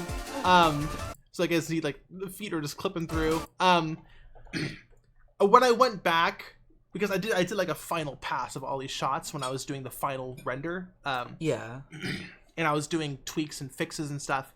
I think we were getting so close to the wire where I was like, I can't afford to animate the coattails because they were kind of difficult, because they're animated by hand. We didn't want to do like cloth physics or anything because that didn't feel very PS1-y. Right. And I just prefer doing it by hand just to get full access, full control of the silhouette. Blah blah blah. Anyways, definitely for animation as well.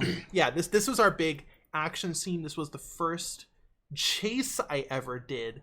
This is the first action scene I did of a character who couldn't fight and was, a scared coward, right? Sure. Character.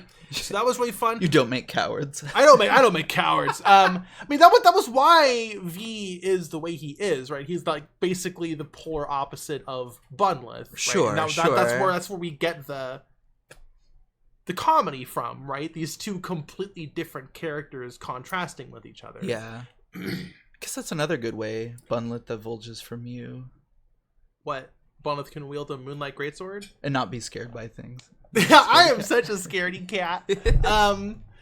Don't tell anyone, chat. All 229 of you. This is our secret. It's very fun for playing through horror games. Shut up! Shut up!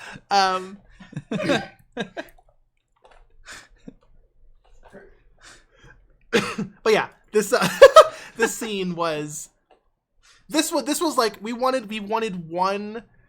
Oh, thank you, Chad. Thank you so much for keeping our secret. My secret. This was, we want each episode to have one big like blowout animation. Sure, there's got to be like one action. big anime action thing, Sakuga or whatever you call it. Scene. Yeah. There wasn't a fight in this. I mean, there is at the end, but it's very short. Sure. Shot. And because we wanted to put an emphasis on the chase scene. So let's keep on. Yeah. I mean, honestly, as far as like animation tricks where we have like static movements or something like that, we just don't have a lot of it. And a lot of this pilot is all animated and action, and there is just not a lot of corners cut. Yeah. On the pilot, which honestly I think is sheer enthusiasm. I would like to say it was like, well, we want to know how we wanted to show everyone how hard we could work on this. No, pure fucking enthusiasm. Right. We just got way too excited, and everything. There's just always movement. There's so many areas where if this was an actual animated show where it was like, we need to pump out like a 22-minute episode every 2 months or every month or something like that, there's so many shortcuts we would take, and may in the future. Yeah. on stuff where it fits, but it's it's a lot of animation. Added this scene here. We extended the chase. The planned chase It was very short. Huh? It was very short. It was very short. It was after the mummies show up. V runs around the corner, cuts through a door, and hides from the monsters. The monsters run past, and then V goes, whew, and then turns to the right, and the ghost is there. And now that was the original chase. Right. So like the chase would have been over by now. But Evelyn, the composer, the amazing composer, I must add, gave me this song and was like, this isn't like for anything specifically. This is just like a vibe check for like, you know, like an action scene in the Bloodborne, legally distinct Bloodborne worlds. Just so we can like get a vibe, because we don't want it to just be Bloodborne. We want it to like fit the silly, bouncy vibes of the show, but still be stressful. And I was like, we have to use this song. Like, we love this song so much. We have to extend the chase. We have to extend the chase length of this song, so we can use this song. We will get more editorial in the future. I swear to God, we'll learn to like cut things down. I'm sure. But this is like my favorite song outside of the main theme, because it is just so good. It's so good. It's so good. Yeah, and oh, look at that! Shout out to that this naked woman sitting on top of a statue with a heart and a skull on it. We wanted to show everyone it was 18 plus for sure. I did ask you to censor it slightly. Oh yeah, I did make it a little more. I had drawn all the other gravestones, and then while you were animating the scene, I was playing around in it, being like, how detailed can I get with this? And you're like, well, we're putting that one in. Yeah, I wanted to give it a close-up.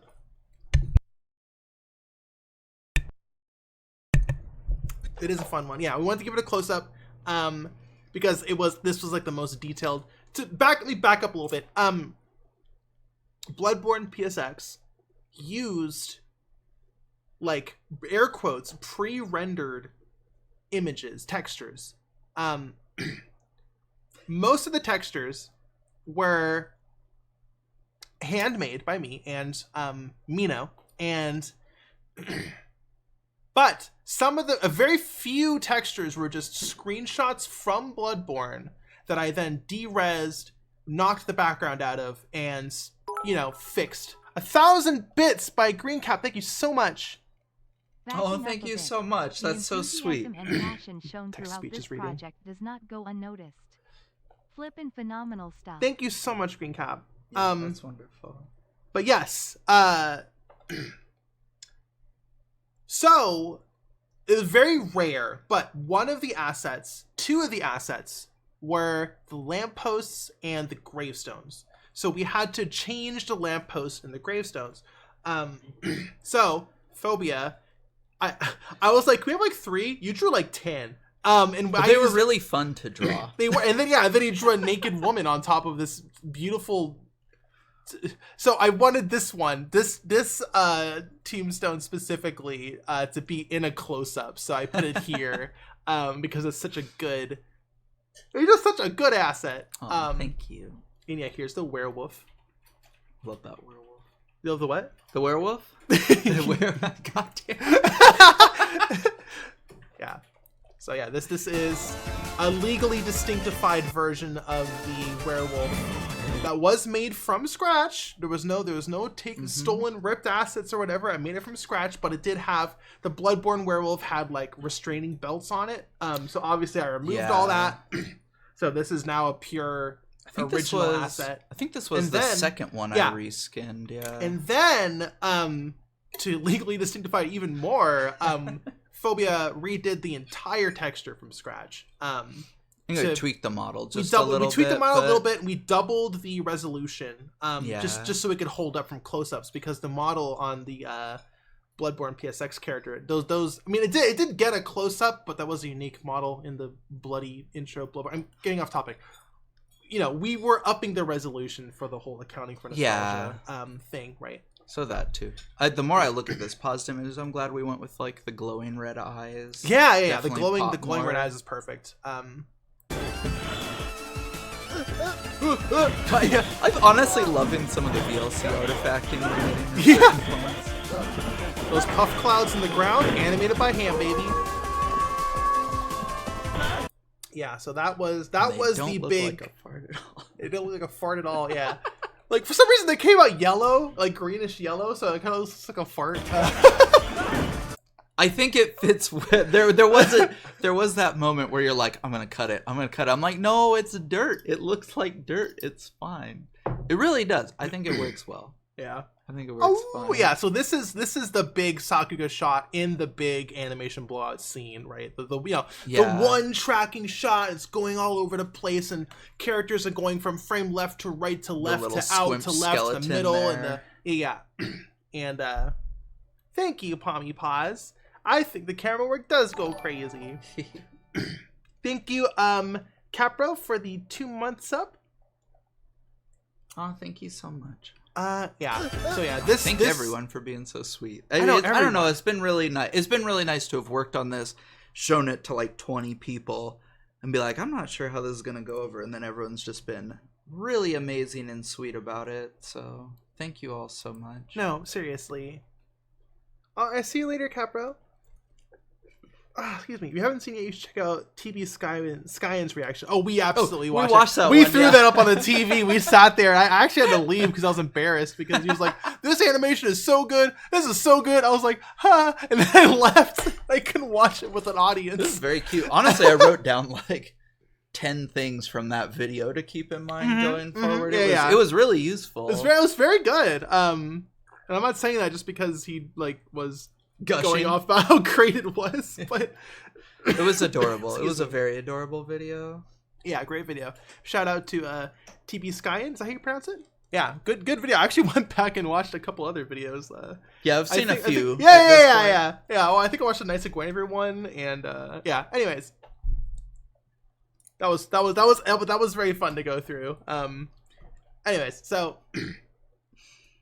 this shot here was the big, like the shot of the episode, right? And it really emphasized, reinforced, I guess, V as a character, right? Where it's like, I don't fight, I run, I stumble around and kind of luck my way through this kind of stuff, because it's a, because I'm a protagonist in a show, in a comedy show. So, but yeah, let's go through it one more time.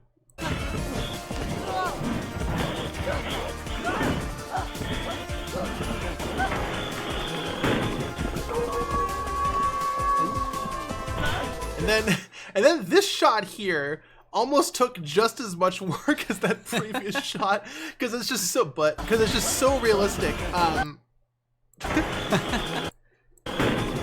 Yeah, so backing up a bit, this shot again, basically I was like, how do I have V survive multiple attacks without it just being the same bit over and over again? Because like the first thing I was like, okay, well, the doggy does a jump and then V trips and then the doggy sails over him, right? And that was like, okay, that's how V, survives the first attack. I can't do that 3 times. If I wanted to have this be an extended shot, it has to be multiple attacks. So it was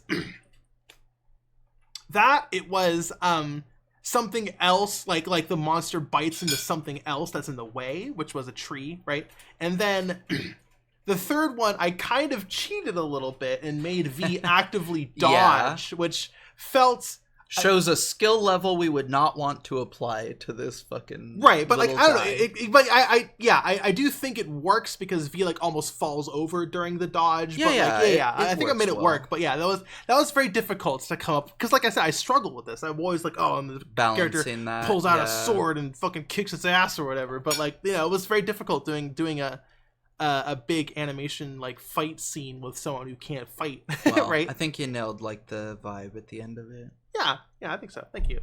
But yeah, and then this shot of this fucking V spiral staircase. jumping, crashing through the door, turning left, realizing that he can't go left, and then like does like a 360 jump like to look the other way, and then runs up the stairs. That just like the follow through and the center of gravity shifting and all that stuff took so much work. And I just almost took as much work as the previous shot. The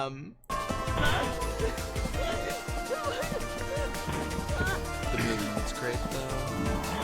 Yeah, and then this is where we were like, oh, we have a lot of characters on screen. This is gonna be a lot of animation. We need a way to like filter them. How about a window jump? Yeah. And then this little like Looney Tunes ass shot. But look how pretty that moon is. Yeah, the moon. We got the skeletons. And fun fact, any of you longtime fans have played Arcus. There were skeleton enemies in that game as well. Like as a primary enemy, they were like cartoony skeletons. Sure. But I don't remember. This was not intentional. It is the skeleton running, this one right here, brandishing the sword while running. That was an animation I did in Arcus for one of the skeleton enemies, and I don't think I did that intentionally. I think I just animated the exact same thing a second time because that's just how my brain works. Because your brain just likes skeleton holding up sword. Like brandishing the sword while running. Yeah. I'm doing the motion. You can't see the old Ray Harryhausen style. Right. Clanky skeleton. Yes, everyone go play Arcus. Yeah, everyone play Arcus. It's I mean, it's it's free. It's cute. It's free. It's cute. It's a bit mid, but I don't know. It's first game. I came out halfway through development, and you can fucking tell. I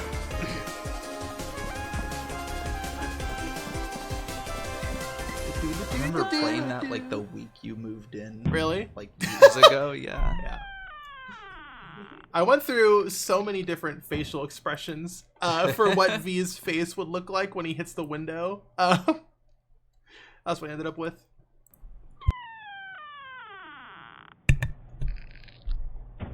That sound is an orange peel being peeled coming off the window. Oh, the wipe. Yeah, the wipe. This shot was weirdly ambitious. You can see how much like the textures it's changed. Gotten pretty spooked there. Let me see if I can pause on the smear. Damn it. Oh, I got it. Hold on. Oh, there it is. Oh, there we go. So we added I added smear frames to 2 of these frames here because Cassie, thank you so much for the tier 1 subscription. Palmy, thank you for the clip. Arcus link. There you go. You're gonna have to censor the dots so it gets past the Not such a good smear, though. Thank you. Yeah, they're just a modeled like 5-point, 6-point circle that I just stretched out to fit the eye. Because I animated this is something I always struggle with. My animations tend to be kind of slow and floaty because when I move characters super fast, I can't keep my eyes on them. It disappears, yeah. Right, my focus gets lost because they're moving. Your point of focus is moving so quickly. And so what I would do is just slow it down. I feel like this project, I feel like was the first time where I was able to do super fast, like snappy animations like this, because I started utilizing smear frames more. Cause I remember I animated this and I was like, my eyes are not following that. And instead of going back and slowing it down, I actually added these smear frames and it finally hit. And I was also high at the time, so that might have had something to do with it, but shout out to Weed to help me break through art-wise. Yeah, there you go. We'll put more smear frames. I think we'll have more smear frames going forward, for sure. Legal weed, by the way. Chat, it's legal here. Yeah. Warbird, thank you so much for the 1 month streak. The subscription. For the 6-month subscription. But yeah, proud of the smear frame. And that four look like the real quick like looking or scanning the room around. I was really proud of. Yeah, a lot of micro motions. And of course the ghost. Fuck this ghost. I love this ghost. I love this ghost. Fuck this ghost. This ghost took like 3 times the amount of effort than any of the other monsters. I'm so sorry. No. It's good. I mean, chat, we were this scene, the scene with the ghost was the one we were most likely going to cut. I'm glad we didn't. But we were almost going to cut works the scene. well. But yeah, this one almost got cut. This is another like horror idea I've had for years. I think I actually have 2 comics that use this same kind of ghost design. The script I wrote basically just said there's a ghost with bandages and the bandages reach out to V. Right. But then you took that base concept and fucking ran with it. Well, we had talked a little bit before about that old ghost design and stuff, and yeah.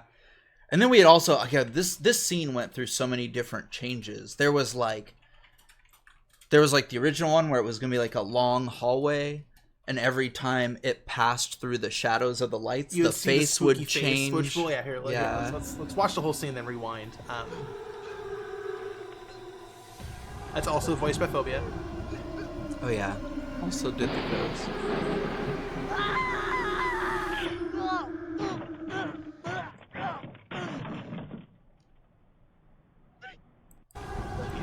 So, yeah. So basically, another thing we wanted for the visuals was it had a normal face, like a crying face, and like a spooky face, right? And the Family Guy reference, we'll get there. And the cactuar pose. Oh god, I had so much fun with all this shit. We'll get there. But yeah, we wanted to have a crying face and a spooky face. And it was originally there would be like light streaming in through the. It was gonna be like a hallway with windows on one side. And that's why there's a stained glass window in this random house. And so there's gonna be light coming through all the stained glass windows, and then as it passed through, the face would get more spooky. There was a lot of ideas. There's a lot of ideas. Some I don't want to discuss here because they allude to later on stuff in the show. But there was at first it was like, oh, we can put so much like plot into this thing or like hint at things. But God, at the end it was like, are we gonna fucking do it? Let's just get the ghost in there. But yeah, this was also when we were getting pretty close to the wire. So I would say, someone noticed. Yeah, the bandages. The bandages have little hands. Little hands the bandages have little fingers on. They're ripped to look like little fingers. That was also more noticeable in the beginning, but then I toned that down a bit. But yeah, this is another model that Phobia did. Incredible model. Thank you. And yeah, this is when we were getting pretty close to the wire. So I would say this background, we made. How many backgrounds? We have Scene 0. We have New York exterior. I'm gonna name them all. New York exterior, stairwell, Interior, apartment, Beatrix's apartment, magical girl transformation. Now we have city streets. We have the back alleys where V lands. God, right. Yeah. Then we have the intersection where V sees the monster transform. We have the back alleys. We have the plaza, which is where the werewolf attacks. We have the spiral staircase. That's 11. We have the rooftops. And now we have the house interior and the graveyard. That is 14 sets. Yeah. And luckily, most of the, obviously the whole reason multiple reasons we made the first game they jump into be Bloodborne was this is a, people will know it. People will know this is what, this was born from. Funny West, thank you so much for the tier 1 sub given to you by Warworld Actual. Thank you. But yeah, because the reference in this is obviously like it's legally distinct Bloodborne. We're playing with that. We're rolling off of the DMCA we got. It wasn't a DMCA, but all that stuff, right? That is what inspired this, right? Like, why not play off of it for the yeah, pilot? We're playing off of it, and that's kind of the joke. So it kind of had to be like Bloodborne, the first game. Well, it was also the first one we ever discussed. The first time we discussed the show, it was like it had to be Bloodborne because of that, right? Like they're jumping into legally distinct games. The first one has to be Bloodborne because of the history, right? And but also we have the assets already, right? And that is we got a little bit less importantly, but also true that was factored already into it. We did have the assets already. We had to do a lot of work to change a lot of them. But it still filled all of our time for. I mean, had to build like 7. This sets. was 7 months, but over like the last 2, it feels like we've barely done anything but work on this. Well, obviously you were working on some other stuff, as people found out yesterday. Yeah. Was yesterday Glitch Carts? Glitch Carts was yesterday. Yeah. So I've been pulling double duty. Oh yeah. I need to sleep. You should. I really fucking should. But yes. So going all the way back. This was like this when I was animating this scene. We were like 15 days to launch, like to deadline. I want to say it was very close. It's amazing how much of this came together in like the last two. It's that 2 or 3 BioWare weeks. magic, baby. Yeah, God. It's the hockey stick. Fucking oops. But yeah, that is why this set looks like the most Windows 98 maze-y. Because we had to start building these sets super quick, and we started cutting some corners, which you will start to see. I'll point them out. I do think the amount of corners, it is very minuscule, and I will always be like, oh, I wish I could have gone back and made this look like a proper cathedral or whatever. But I still think it's great, and but it was very interesting going through this process. I think once V hit the window, and like in production, it was like, we gotta fucking hurry up. And that is why we almost cut the ghost scene, but we didn't, and I'm really glad we didn't. I'm glad we didn't. Yeah. And Luck and Mock, thank you so much for the raid. I feel like this isn't the first time you've raided. So hello. And yeah, also, just on top of the complicatedness of rigging all like 30, 40 bandages, each one sorry. No, it's good. If it was too much, I wouldn't have done it, right? No, I know. But I slept more. Yeah. This ghost was also semi-transparent as a composite effect, which, yes, isn't technically possible with the PS1 limitations. But that was what we were. That is the effect we were looking for, right? I was very inspired by Lord of the Rings. Sure. Were the ghosts were they only in the extended cut for Lord of the Rings Return of the King? Return of the King, I don't know. I can never remember. The green guys. What did we just watch the other day? That was the extended. Oh yeah, it was extended. Yeah. They were definitely in the theatrical cut. They Okay. were okay. There was You were ghosts. there, There yeah. was ghosts in every version. Cool. But We yeah. were inspired by those Yeah. ghosts. Specifically for the visuals, not the actual design, but for Sure, how they were sure. like integrated into the film, like how they were composited, right? Right. And I just wanted to get into like, here's the thing. I don't like. I feel like most of the times I make exceptions for the PS1-ness of a look. Yes. It's because I want to expand my skill into different aspects of animation. The animations I do are of a higher quality than 95% of animations in PS1 games, right? Oh, really dunking on PS1. It's well, it's not. No, I'm joking. I'm sorry. I'm Quiet. just joking. I can elaborate. I'm not saying I'm better, but like there's like one 3D was brand fucking new, right? Like fucking C++ was brand fucking new.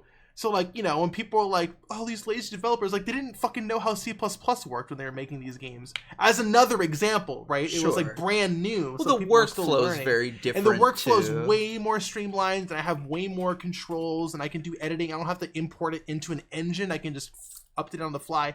Anyways, You're trans. They didn't have that going. yeah, for them. that I mean, didn't like the exist power until they would have had. 1996. Yeah. Also, the PS2, when they invented the PS2, they actually that came with it. yeah, the transmiss. Anyways, but like, if I were to be more authentically PS1, I would make my animations more stiff and blocky. Sure. And I don't want to do that. I want to improve as a traditional 3D animator in 2025, right? So like that takes priority over looking authentic, right? Like me wanting to better my skills. Oh my gosh, Mimi in chat, hello. Yay. And that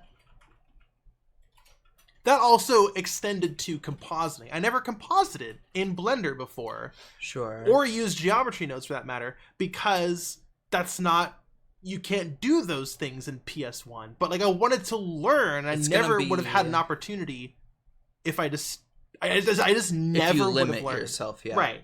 I So- feel like this show's going to be a lot of expanding skill sets. I kind of can't wait to see. Well, I guess the last episode of We Work on This will be the beach episode. It's going to be crazy. It's gonna be quicker. Yeah, because we just every time we work on stuff, we learn new shit. So Yeah. I don't know. It's going to Yeah. be wild. Anyways, that's why and all that said, that's why the ghost is comped and doesn't just have transparent triangles. Anyways, so yeah, fuck this ghost, and I don't want to animate those bandages ever again. That ghost is is dead, so thank God it's not coming back in episode 2. But yes, this shot specifically, I made a unique rig on 5 of the bandages specifically for this shot, so they could grab V. So they could caress Thanks, me. thanks, VLC compression. Yeah, VLC's doing some funny stuff. But you see how they like wrap around and grab him like all over. These are all unique rigs I made just for this shot. Fuck this ghost. Excuse me. We love them. Yes. And this shot, I guess. Yeah. Ooh, bitch. Got a lot of use out of this mouth. No, for I real. have a lot of screaming mouths, but I really like this But one. this 'cause, one gets a I like lot this of one because play. it cuts into the jaw.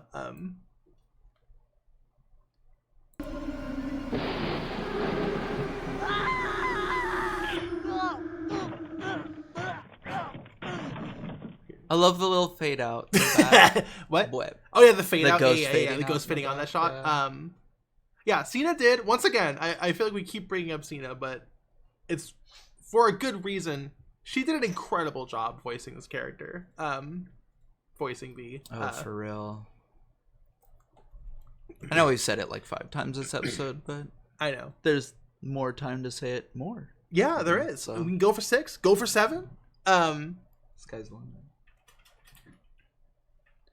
But yeah, this was one of Cena's ideas. Like the banister was gonna break, and then we were gonna have a very realistic, V would like very tumble. It would awful still be like, tumble. Yeah, it would still be like, you know, it was kind of silly, comedic, but it would be like, you know, like pencil rolling down the stairs and bouncing a little bit, a little more realistically.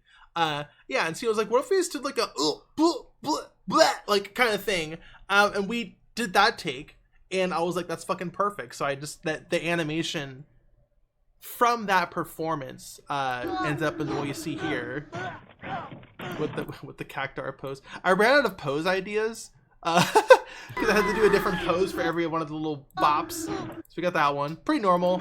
And then I was like, okay, here's a more like get the hands up, a little silly. And then we have the, you know, the downwards like plucked from the waist kind of look. Friend bounced you off the trampoline. And then I ran out of ideas, and I was like, I'll do cactuar. And then and then we hit the ground. Look how that was the ran out of ideas one. Yeah, the cactuar pose. I don't know. Yeah, and then of course I feel like when I did cactuar, I was like, what's the pose in the bottom of the stairs gonna be? And I remember I messaged Cena. I was like, wait a minute, if he's falling downstairs, we could do the ultimate reference. Of course, you have to. Oh, yeah, I like. Well, okay. Well, second ultimate, we're saving Yamcha for later. But that was I wanted to do because I have the Bunlith Yamcha crater. Yeah. Which I've been using since like when I first made even before Bunlith. Back when it was just my 3D Sona, before it was even a furry, I had the Yamcha creator. That was one of the first renders I did with that character. And I always wanted to do more, like, you know, fallen over, defeated meme poses. Sure, so I wanted to do this one for the longest time, and I never did, for whatever reason, for some reason or another. And then I was like, well, V fell down the stairs. Yeah, perfect opportunity, right? Stairs even in the right direction. Actually, I think the stairs are in the wrong direction. Are they? Yeah, I guess I don't actually remember the being that well. Excuse me. But yeah.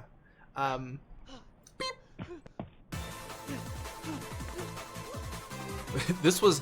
I remember this was the exact moment we thought we might be running the chase too long. Yep, right here. Like this is. It was like there's a pause in the action, and then we go back to more the chase. Yeah, that was like. But it's only for like a couple seconds, but it didn't feel like it was. Yeah. It felt slow until Cena delivered us the like running. Oh, not that way! Woo! Puppy. The puppy. Oh, my baby! Not animating. There you go. My favorite bit. I animated. I this think right here. your best animation. My best shot in this, or the thing that shows the most growth for you as an animator is this. I'm just gonna play it real quick. This little tweak, this little like shift of the head there as the sword's pulled out, I think is like so. Ah, Bunny, who's that? So detailed. Oh wow, Thank yeah. you. They should make a show about that character. Actually, I would pay to see a show with that character in it. I would pay. I mean, they did. Okay. Thank you. Thank you. I mean, that's what I mean, right? That's why I did the fake anime OP. And everyone was like, I would watch a full series of this. Sure. That's why this exists, right? Anyways, where was I going with this? Right. This was another one of Cena's ideas. What if he just did like a little like, and V just pops between the poses like an anime. We did that, and I was like, that's perfect. I mean, again, like just all of Cena's ideas were like made it into the show. How much does it cost to pull Cena into our writing session? No. We have other people.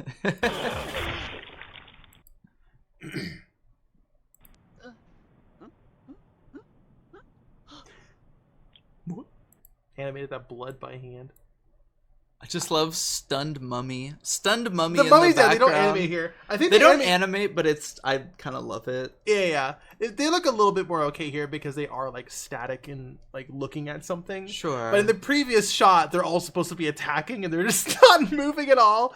It's video game rules. It's one at a time. Yeah. What are they gonna do? All attack at once? And just totally unfair. Animated werewolf woman. Yeah, werewolf woman. Here she is. We actually so let's just watch this and then we'll go through it all.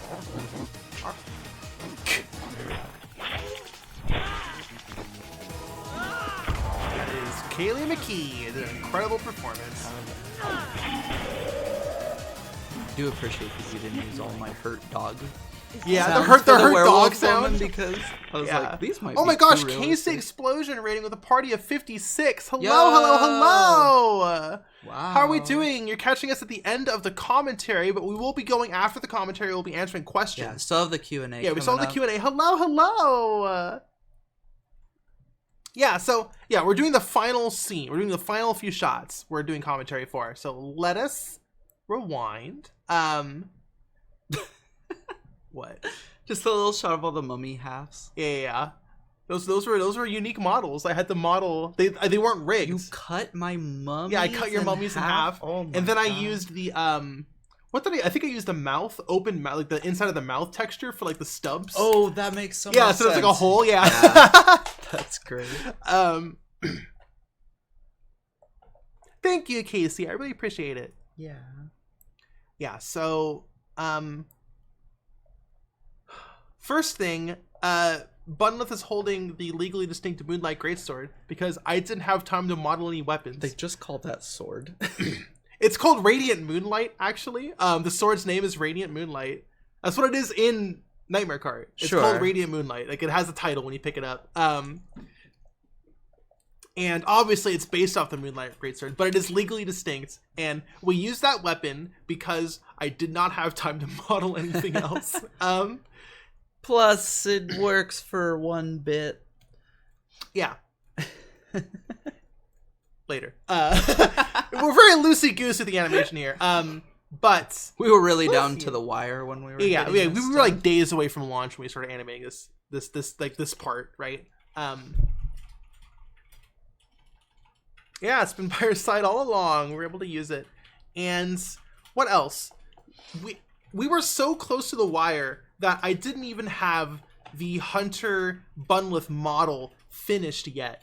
We animated this with the default Bunlith outfit, like with the jeans and the sleeveless shirt and the belts and the which did look very cute, and then, but like the Doc Martens. But yeah, it didn't. way to rush out the kind of Bunlith. Yeah, costume. there was a chance we had to cut the outfit and just come up with an excuse in the second episode where she was like, "Oh, I forgot to put my outfit on," or whatever. I don't know. Sure. We could have done something, didn't do that, but yeah, but we did. I did eventually find time to finish the model. Maybe that's what we'll post today is some of the Nunlith concept art. Yeah, we should some of them. Some of them. Yeah. Thank you so much for coming by, Casey, and thank you so much for the raid. Yeah. But yes, so that was very interesting. You can kind of tell because obviously this is a dress, a split dress. So you can see like when she holds the sword, her hands clip through the dress. Because when I animated her, she wasn't wearing a dress; she was wearing pants. And of course, there's always clipping with PS1 models because they're low poly. Sure. But yeah, that was, I don't know. I thought that was very, very interesting little fun fact there that I wanted to share. And also this shot, I must have messed up the vertex snapping is way too high because the vertex snapping is from a plugin. This isn't 2017 anymore. I don't have to build all these tools myself now that low poly is so in popular right now. You can just get a plugin. So we got a plugin. It's called Drips PSX Effects, I believe. So you can Google that. But the vertex snapping is relative to the camera zoom. So like, if you zoom in and the vertex snapping was the same, it would look bigger. Like it would snap more. It would be more apparent. So you tie the vertex snapping to the FOV. So when you're super zoomed in, it makes it less, air quotes. And when you zoom out, it makes it more. Right. So I must have messed up the value here because the vertex snapping in this one shot is way too much. It's wild there. Artifact in there. Looks fine in motion. Yeah, but I think it's because I zoomed. I think I must have zoomed the camera in more than the original shot. I don't remember. I think it was like a last second change. Mm-hmm. Like we zoomed it in a lot Yeah. more for this shot. There's a few places where we did that actually. Yeah. Need to go But back I and think see I if they caught wiggle more there. there were a couple of things like, oh, we should zoom this in more, we should move this over here, and that messed up with the effects. But I think I went back and fixed all the PSX errors that came from that, but except for this shot. Just this one. Yeah. Well, this was also the one that had no vertexing there for a little bit. Yeah, no, I forgot to apply. You have to apply the PSX effects on every model individually. I think if you can bulk copy modifiers from object to object, but I think that overwrites your existing modifiers. So yeah. So for a while, Bunlith was Bunlith just didn't have vertex snapping. Yeah. Unmoving, Just stronger Bunlith than and the her sword. PlayStation Yeah. Excuse me. But yeah. Also, this is something another. I'm gonna point out all the mistakes I did. Just for you. This when I animated this wall wasn't textured. It was just a flat wall. Yeah. And basically, this shot comes from a close up of. Because we don't see Bunlith yet. This is a reveal of her face, right? So we start close, and then it zooms out to show the face, and and V needs to be in the background. But the zoom out, when we zoomed out, V was half off screen, so I shifted V over, like unrealistically air quotes, just for that to fix shot. the shot. And if you track his like face in relation to the pixels behind him, you can totally see he just slides over to get into the shot. It was just interesting. My favorite part of how you're framing this is typical movie magic they would use in any filmmaking. And you're like, I made a mistake. I made a mistake. Yeah. That's not a mistake. It's not. No, it's not. That's it's a cheat. It's movie magic. Yeah. But yeah, I don't know. We had a lot of fun shots here. This is very short. I would love this to go on as long as like the werewolf chase, but yeah, I don't know. It was the end of the episode. We were out of time, and also there was just we just wanted to. It was just good. Yeah, it was get just to the good plot. We were fine. So yeah, I animated this final scene. Another big like single camera shot, kind of. I think the puppy run forward. The puppy. Other favorite bit. Huh? Might be my other favorite bit. For that whole time, there was the longest time where we had it animated, and the werewolf woman was running forward, and with like mouth open, and it was soundless. It looked happy. That was my problem. It still looks happy. The werewolf is like, yay! Yeah, I know. It makes me so sad. Yeah. And then Bunlith is like, fuck you, and just like kills and slices its fucking. Does a fucking like why so serious like Joker slice. We didn't go for the decapitation we were originally gonna go for, but yeah, every time I would watch this when we were, it's like a colon D smiley face, like it looks so happy, and it's like its arms are out, like it's gonna come in for a hug. It started to like overtake how I thought of the show, because like every day we're making this, I watched through all the animation we had. We'd throw it up on the Plex, and we'd sit down and we watch it 100 times a day. I feel like for months. And so, yeah, there was definitely a point where I was just like, oh, I love that the puppy's so happy to, like, see her. Yeah.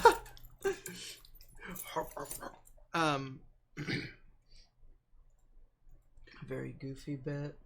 Yeah, and then you went in and did the voice, and the voice is just like... It doesn't sound that angry either. No, it's here. We'll listen to it. Yeah, this is one of the last like sounds we integrated. Outside of Kaylee McKee's voice lines and stuff was the werewolves. It lines up with the steps too. It was too perfect for me not to use. Then we got the TCH here. Little sad puppy dog. You make good sad puppy dog noises. God, I made too many of them. Again, I'm glad you only used this one because I made a bunch of hurt dog sounds. Yeah. And then we got done with that little recording session. I was like, wow, I sure hope most of those don't make it into the episode. They sound so sad. Harsh. Yeah, they sound so sad. I was originally going to decapitate the monster's head here, but it was too much work. I did end up decapitating the mummies, but like it's like a full, it's like two different models, two different rigs because of the transformation sequence. I didn't like bake it down into a single thing. So I just did a little flattened instead with the blood. God, this fucking artifact on DLC. It's kind of nuts.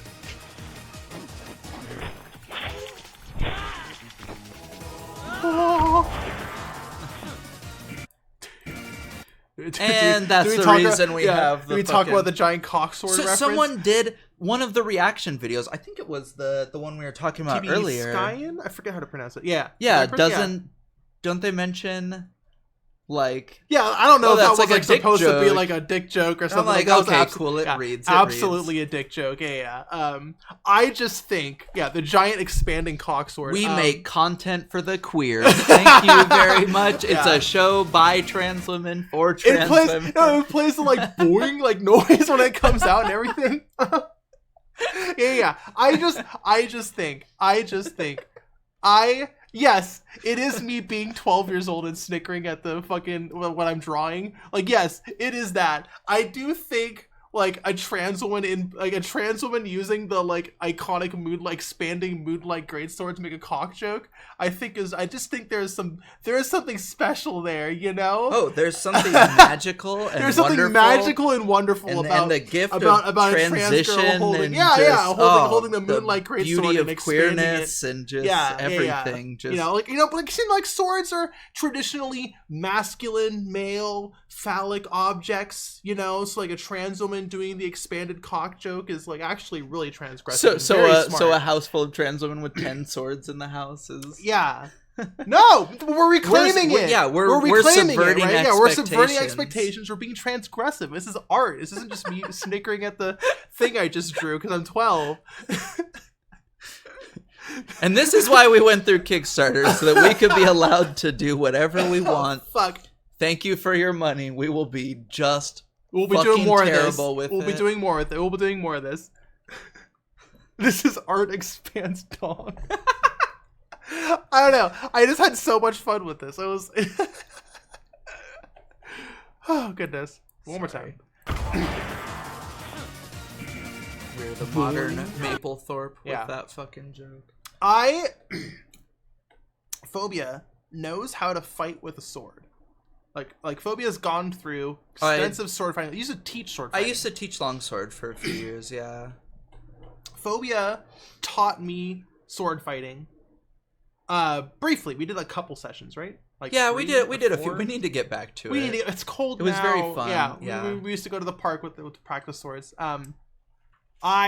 That has directly translated into this scene specifically, and probably all my fight scenes in the future with swords. I was so proud when you came back with the first animation of Bunlith dropping in, and she's holding the sword right. Yeah, you were just like, I know how to do it. I'm like, I know, I'm so proud of you. Yeah. with the open, you can't see it now because it clips into the dress. Right. Yeah, oh, I don't know about that. Ooh. I can get a frame. Is that not dithering? Let me see if I can. I wish I could go through frame by frame. I need to know what software a TV site can uses. But yeah, opening the open hand, right? The open hand on the pommel here, right? Yeah. The cross. Yeah, I learned that from you because he taught me how to use swords. And same with the I know you're not supposed to spin when you sword fight, right? You never expose your back to your enemy. Well, that's because we're learning German longsword, not Italian longsword. But yeah. Oh, okay, yeah, German longsword instead of Italian. The Italians are all fancy. Yeah, the Italians love exposing their back. With it. Yeah. Fiora gets very. But yeah, the follow through and all this stuff with the open hand on the pommel for leverage, right? Yeah. I retained some of it. You remember, yeah.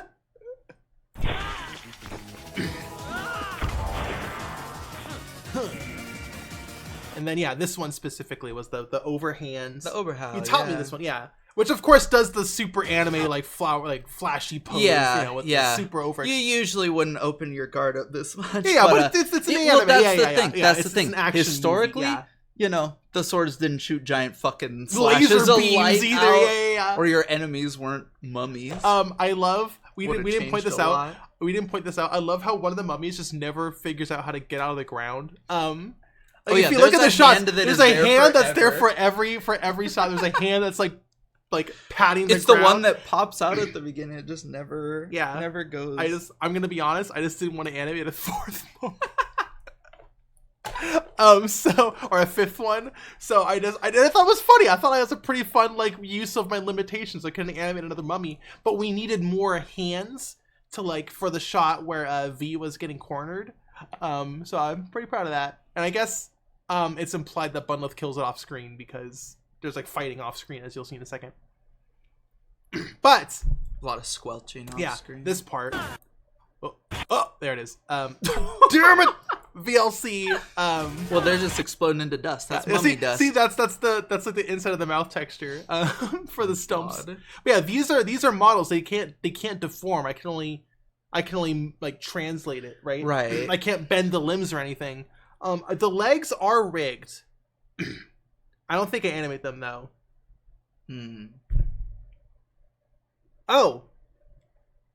Forward frame is E. But you can't go back a frame? That's so weird. Right? No. Okay. Oh. And the rewind is it's like 15 seconds. Just no, don't. Arrow keys? No. Ooh, good shot. Just E. Yeah. Oh, whoa, okay.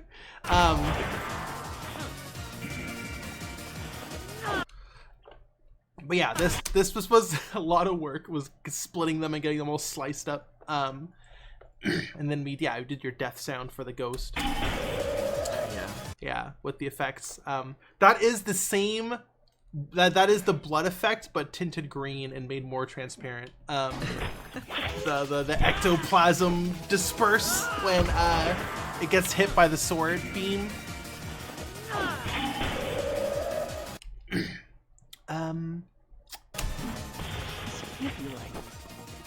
Is that the witch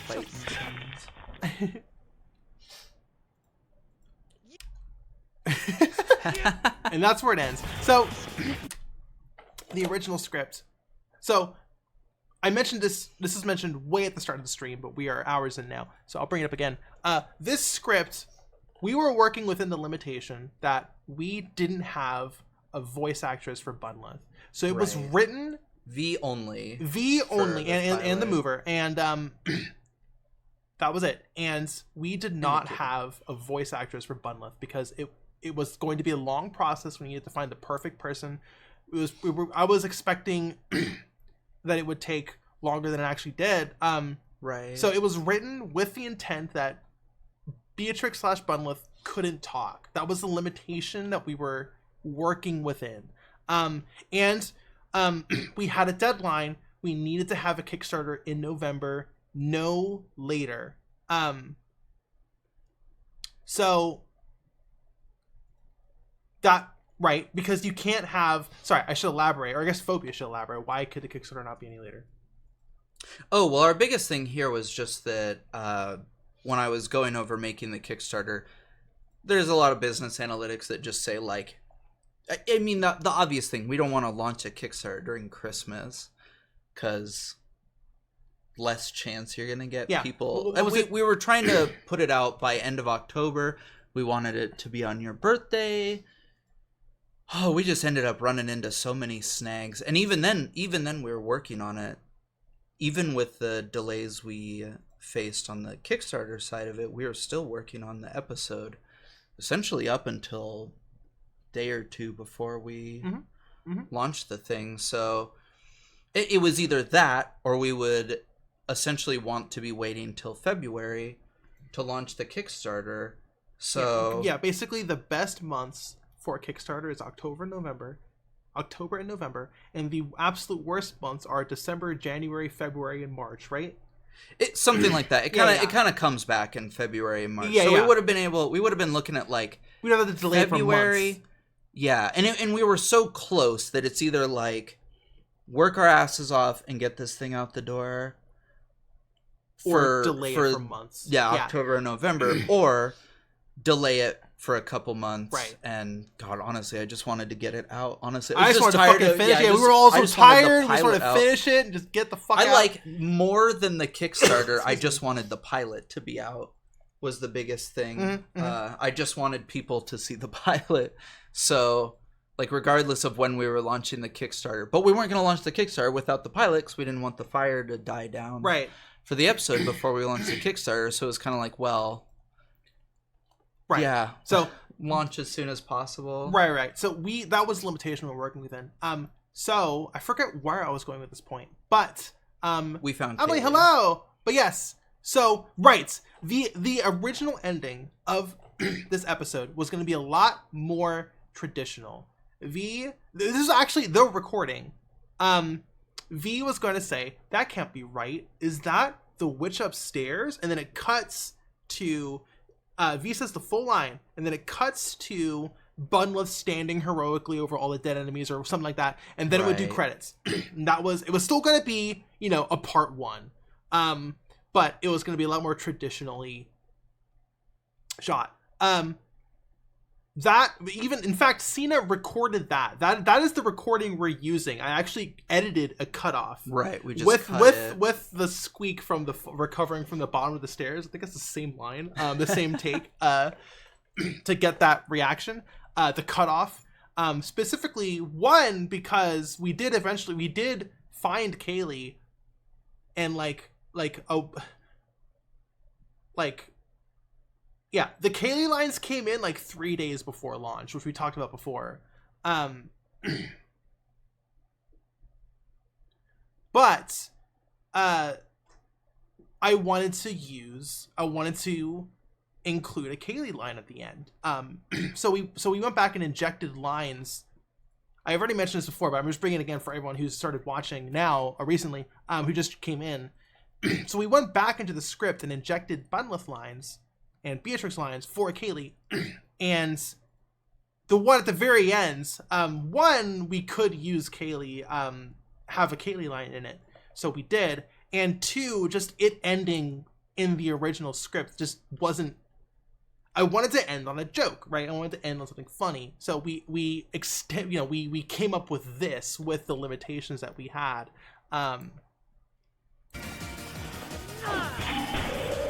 And this is the end result. Yeah, just getting this one little voice line. The witch upstairs.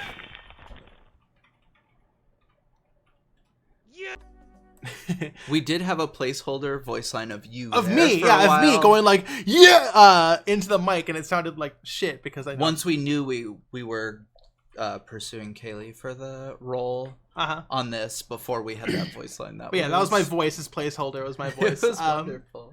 It was basically the same. Kaylee did. It sounds identical. So in fact, when we put the line in, because it cuts off so quickly, you can't even really, your brain can't even identify what's going on there. You're like, did you replace the line? I was like, yeah, that's good. Yeah, I almost couldn't because tell Kaylee did such an amazing job matching that cadence exactly.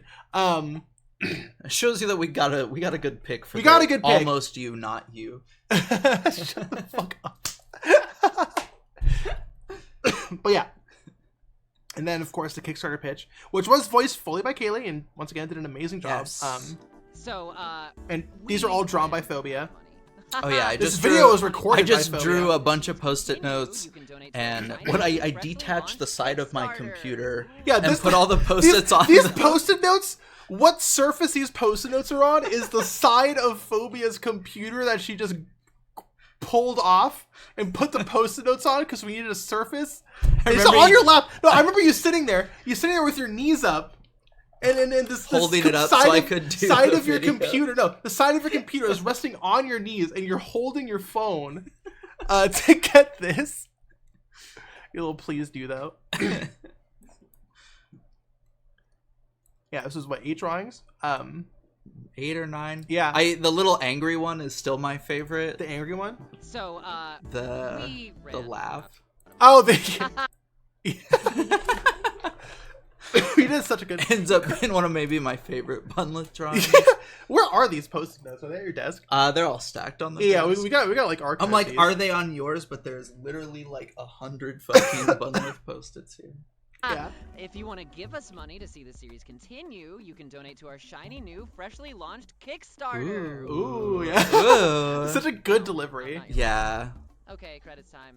Bye. I never noticed this until now. You grab the little bunny. Yeah, Bunlith grabs the little bunny by the ears. I didn't even notice and that. Drags her off and does the little whip with her fingers. Yeah, the whip with the fingers. Yeah. Please do though. I'm not your mother. It was so dismissive, like, Or don't. or don't. And I was like, okay, we have to put a cute little rabbit in there that's like, please do. Yeah, that was all phobia. Bye. Yeah, and then these incredible drawings that phobia drew. Oh, this little, it's all just boiling animations. Don't stop discrediting your work. It's amazing work and it's amazing. You're very sweet. It's the little recreation of the original Bunlith so doodle. we're gonna go back. We're gonna go through all these. This drawing right here, which you can see, I think, through the chat. Yeah. This is a recreation of the original Bunlith drawing that Phobia did. How many years ago now? 3. God, 3 is years it ago? 3 years ago? Yeah. It was when you had Also, what was Palmer it? Bandit is here. Yeah. It was when you were doing a well, God, at the time I think it was all just because we were giving you You all were bullying me for acting like a bunny, and I was like, no, I'm not. she stompies a lot. She Yeah, I stompies stomp a lot, when I'm so you'd angry, be yeah. sitting in the house Or like and when I'm you'd excited you'd for hear anything. little stompies. Yeah. And I was like, well, there's a bunny in the house. Yeah, and I was like, I'm not a bunny. I'm like a ferocious like predator animal or whatever. Sure. And then you drew this. You drew this on a Post-it note. Oh yeah, I gave you that on I think I stuck it to your door or something. Yeah. Oh, and you were doing the poll. It's right here. It's just stuck, Yeah. it's just sitting on your computer still. Yeah. Behind Longlith. Behind Longlith. But where the library with Longlith is. We'll do it later. Yeah. But yeah, and that was the original Bunlith drawing that where I saw this and I was like, oh wait, that's actually really good. And you were doing the poll. Excuse me. I think I drew like 10 during that poll because I really wanted to try and stack the vote. Yeah. No, I knew the poll was gonna win. Was gonna win Bunlith. It was Bunlith, Yeah, not yeah. Reaganlith. No. That was the other one I drew. Was Reagan. Yeah.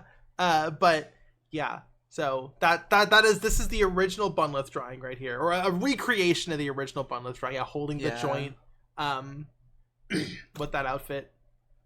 And then the plushie. And then the plushie in the corner, which is once again hidden by here. Let me just... There's like the plushie and the... Thank you so much for the water. But yeah. Thank you. And then Evelyn for the composing, who did an incredible job. And I love this cute little... All these little animations you did, because these aren't holding stills. These aren't boiled. This is capital E animation, Phobia. Very sweet.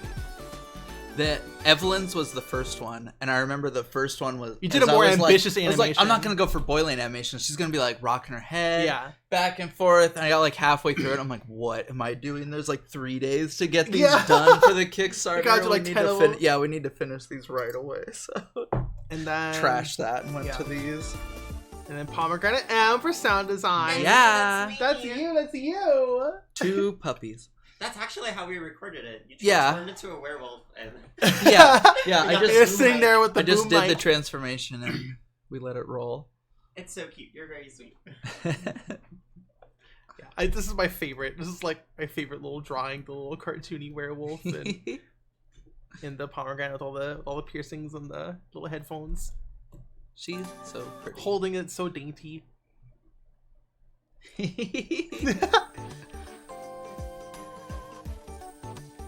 And then the logo, which once again, shout out to Back on Earth. really fucking Such a good logo. killed that one.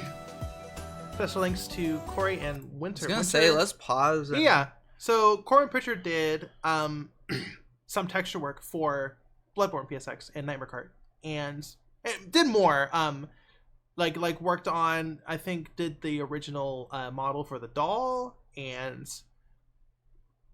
a bunch of other stuff. And but some of those like wall textures and like archway textures and stuff, by fact of this being like 3 degrees away from Bloodborne PSX and directly referencing it, right? Some of those textures have made it into the show, and those are textures that Corey worked on. So Corbin wasn't like part of the production of this show, but like made textures that were contributed to the show indirectly. So I wanted to give a special thanks to him. Yeah. And then Winter's a wonderful friend of ours who helps us with so much stuff. She's an amazing writer.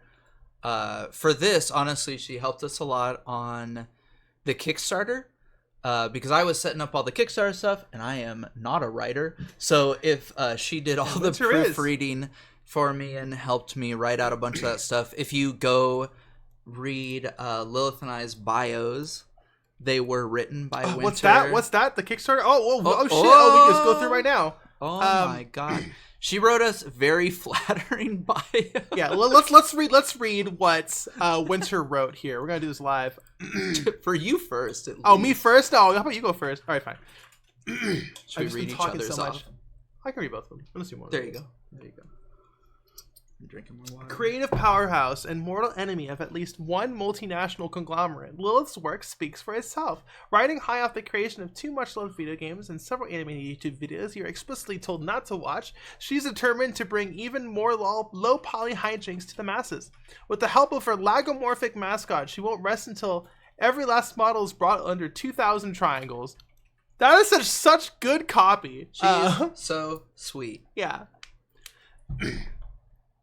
And then, for Phobia, a modern-day Renaissance woman, Phobia is on a mission from heck to express herself at least once in any art form you could possibly think of. She's an accomplished comic artist, a prolific doodle monger, a talented musician, an unstoppable ad-lib vocalist, sculptor of stone women, and most recently a mother of several low-poly critters. She's also all-around ray of sunshine, though you won't hear it from her. It is such good, very flattering, very very adorable, and just so well written. Winter is very good at writing. We love you so much. Love you, Winter. If you're watching, she is. She's in chat. Oh, she is. Yeah. Hex Snowfall. That's Winter. Oh, that's right. Hex Snowfall. Hello. Sorry, chat's on like the opposite monitor, opposite of Phobia, so I can't really read it, but I see it. Hello, Winter in chat. Okay, next line. And then, yeah, so this is where we're going to cast. Cena Riders V. We actually had, I love this drawing of V, by the way, like a lot. It's just so good. It captures the vibe so well. It's so simple. Yeah. And, right, we had the song, this is the main theme of Bunlith Show that Evelyn made. And we were like, how are we going to fit? I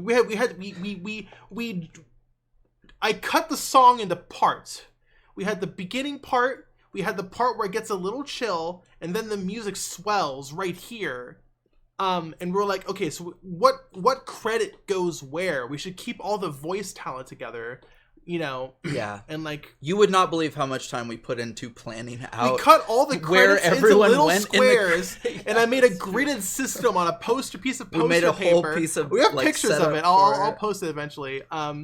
And we were just sitting there, like, rearranging credits into the poster paper. I don't know why we, like, agonized it over... worked. It was perfect. Well, yeah, it made a good credit sequence in the end. It's just, it's goofy how much we sat there. Well, like, credits are important. I don't know. They are important.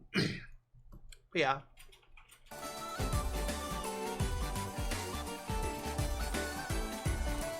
An incredible Bunlith drawing. And then, I remember you really liked this one. I really liked the original animation we did. Oh, yeah, when things were gonna have more animation, she looks down and she blinks and it's all contemplative. It was so like somber end of an anime, like yeah.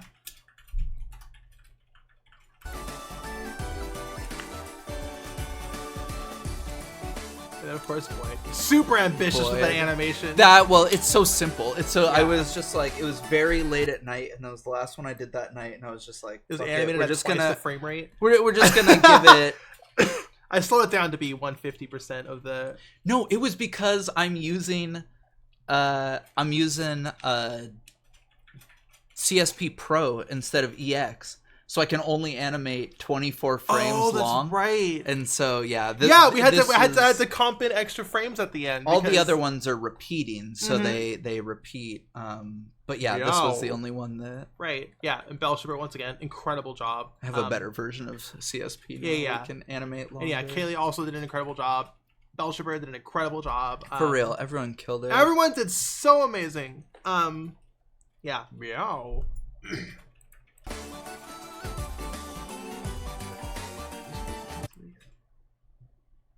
Huh?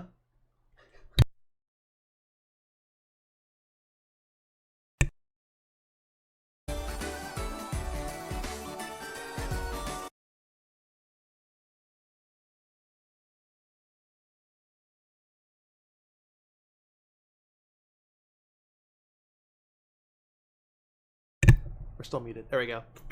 Let's try that again. Yeah, Wes did the Beast Werewolf as well as a narrator. Like the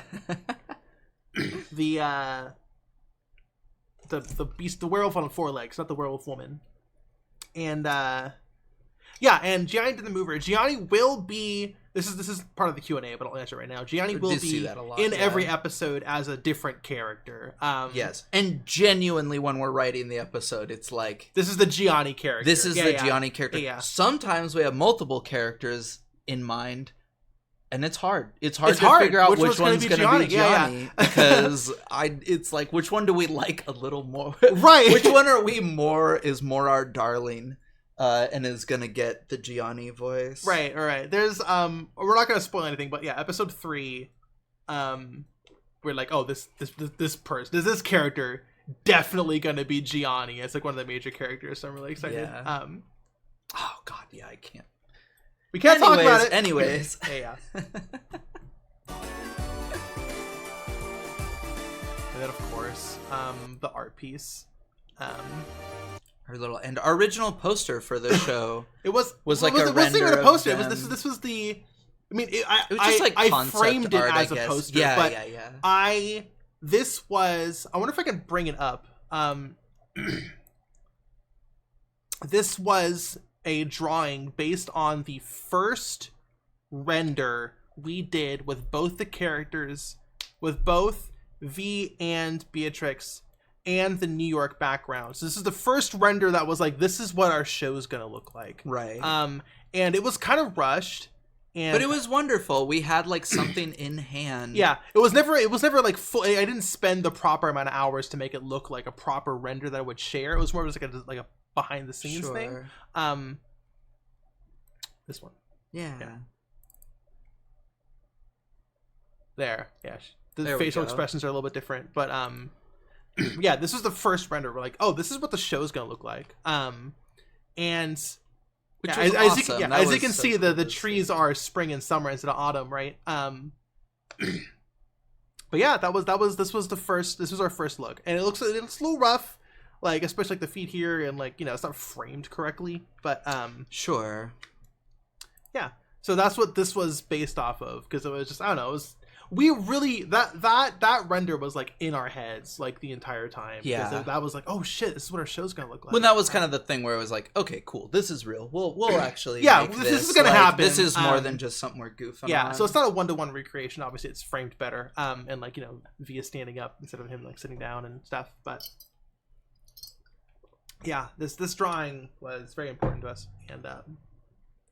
and you animated it, and you did the boil, and you drew it 3 times, and you had me come over to your computer so I could sign my little signature. Yeah, that's both of our. You did your little signature, and then I did this with your little pen. And I didn't know how to work it, and yeah, we added void because you didn't have the void model back then, and yeah, that was, I don't know. I wanted to have didn't even know void was gonna be a cat back then. Yeah, we didn't even know void was gonna be a cat back then. Void might still be a little robot. Yeah, back then. a little robot sidekick or something.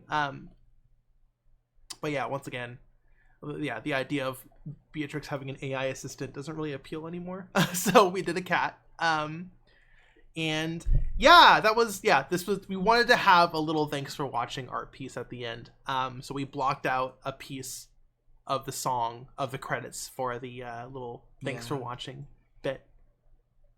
It makes a good end to it. It does, yeah. Also, thank you for watching. Also, thank you for watching. Especially if you've been watching this pilot for 3 hours and 15 minutes. We had a lot to say, and I'm glad we got through everything. We do. And we still have the Q&A. Speaking of, we're done now. So that's all 10 minutes and 11 seconds or whatever. So we are going to take a short break, and when we get back, we're going to answer some frequently asked questions. And then we'll open up chat, and we will finally answer all those questions you've been so graciously asking us already. So you're going to have to ask them again, because we weren't at the questions section. But yeah, write them down, think about it. When we get back from our break, we will go ahead and answer them. So we'll be right back. Awesome. See y'all in a sec.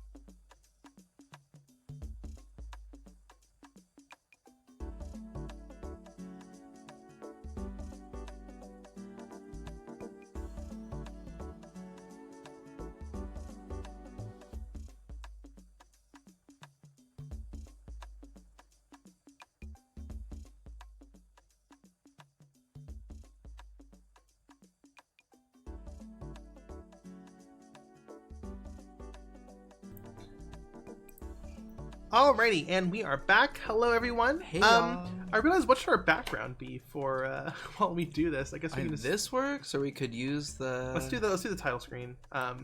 There we go.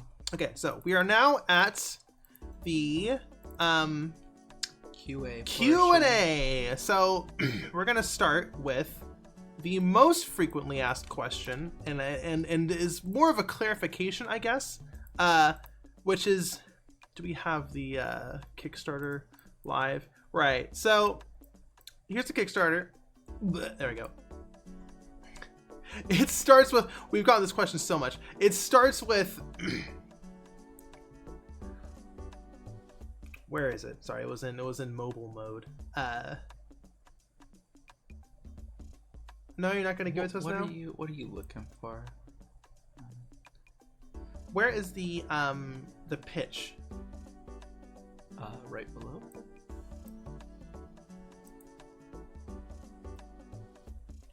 Well, now I can't find it. But it's here somewhere, I promise. But basically, the initial pitch for the show. There it is. Why the fuck? There we go. Okay. It says an animated series about trans women, plural, plugging themselves into video games, right? And there was only... Ora, thank you so much for the rate of 6. Yeah. So that... most people saw that and were like, oh, well, V's a trans woman. And like, that's, you know, we did not mean that line to be for V. There are, to clarify, there are other trans woman characters in the show, and they just, you know, it isn't just going to be these two for the entire 6-7 episodes. There are going to be other characters who show up, friends, enemies, Sure. blah blah blah. If you want to peek there. Yes, so I was getting there. This is one of the, you know, as this preview poster, you know, one of the characters is right there, right? This is another one of the characters.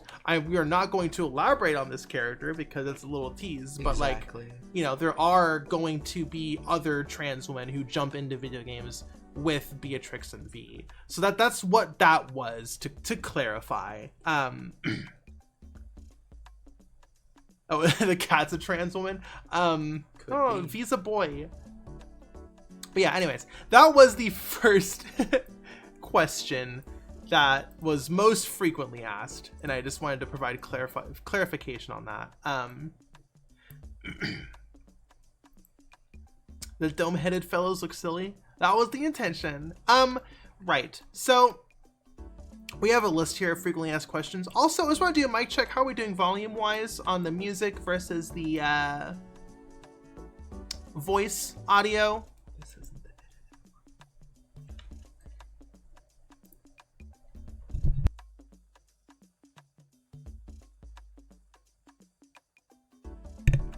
Right.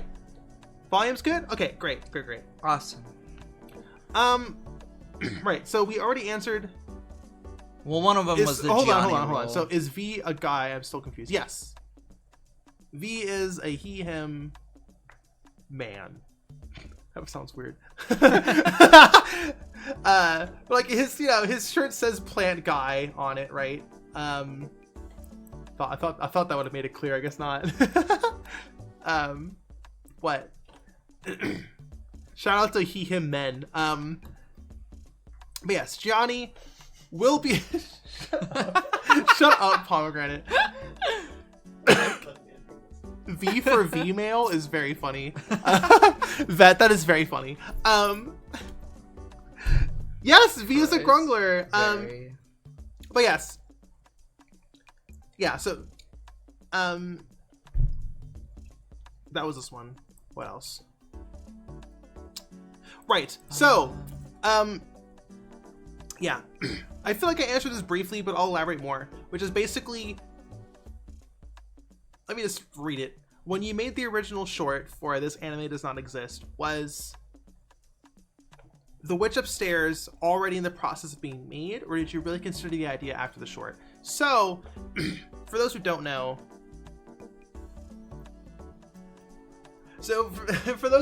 we made, I made a animated fake anime OP with my bunny characters, because those are the only characters I have hanging out in my files. And excuse me, and that led to the production of this show. I made that fake anime OP. We got thousands of comments saying, I want this to be real. I would pay if this was real. Please make this real. I wish this was real. And we did. And here you go. Yeah, and here we are. Now it is. Yeah, so that is the logical... You got exactly what you asked You got for. what you wanted! Why is there a self-insert? You asked for this! Christ. But yeah, so like I made that, and everyone said that, and I was like, I don't know if I can do this and work on games at the same time. Phobia was like, you're already doing that with your do not watch videos. So here we are. Expand on it. We Go did ahead. cover a lot of that earlier. Yeah, I know, but now yeah. that we're at the actual Q&A section, Yeah, it feels for good to go over sure. that. But that leads directly into, you know, I am going to continue developing Nightmare Cart. That will still happen. Now that this push is over, excuse me, and Glitch Carts is over, mostly. We're going to be doing patches and stuff, but like mostly over. Nightmare Cart will finally be getting the attention that it has been robbed of recently because I've been working too hard on these other projects. So we'll be getting back into that. But this is a show, this is a stream for Bunlith show, so I'll elaborate on that more in a proper Q&A video on the YouTube channel. So keep an eye out for that, where I'll elaborate more on more broad questions about the channel. More Bloodborne Yeah. stuff. Sorry, legally distinct stuff. So what is the story behind the do not watch these videos? Were they just random hyperfixations or what? Yeah, so they were mostly just me. I've been doing silly animated memes since like, I don't know, 2000, like since the 2000s, I would say. And they just, using whatever characters I had handy. I used to make, well, it's embarrassing to admit, I used to make like Zelda fan animations. You'll never find them, they're gone forever. But just don't even try. But I used to do them with like Zelda characters and like stuff, right? But once I made my own Sona, my own human version of myself, but in low poly, because I forget why, I was like stressed and I wanted to like treat myself with something. So I finally made my little like Sona that I was like, oh, you know, everyone has their own little, like every artist has their own little like self Sona character, yeah. right? Like, oh, I'm out of context, I'm gonna explain this thing, here's a drawing of me explaining it or whatever, right? So then I started using that character for my silly, like, oh, this meme, this is just lighting my brain up, like this audio performance from some random recording of someone's phone like lights my brain up, my animator brain up, so I want to animate that, so I'll just use whatever characters I have. So that's why I had my little Sona to do it. And then Right. you know, I came out as a furry, and then I made a furry version, which was the same thing but as a bunny rabbit. And yeah, they started getting a lot really of views. took off. Yeah, because Bloodborne PSX took off. So, you know, all my other stuff on the YouTube channel was taking off as well, and that has eventually blossomed into an entire show. That's kind of the step. That is the logical process of one thing happening to another thing. What else is there? Is the rest of the story of Bunlith show already planned? Okay. So, It will no spoilers. no spoilers, but big one here is that we have all of season 1 planned out. And while we've definitely seen a lot of feedback on the pilot episode that is saying it's plot light, and it definitely is, because again, we needed it. We'll have a feedback section. We need it to be V only and stuff like that. But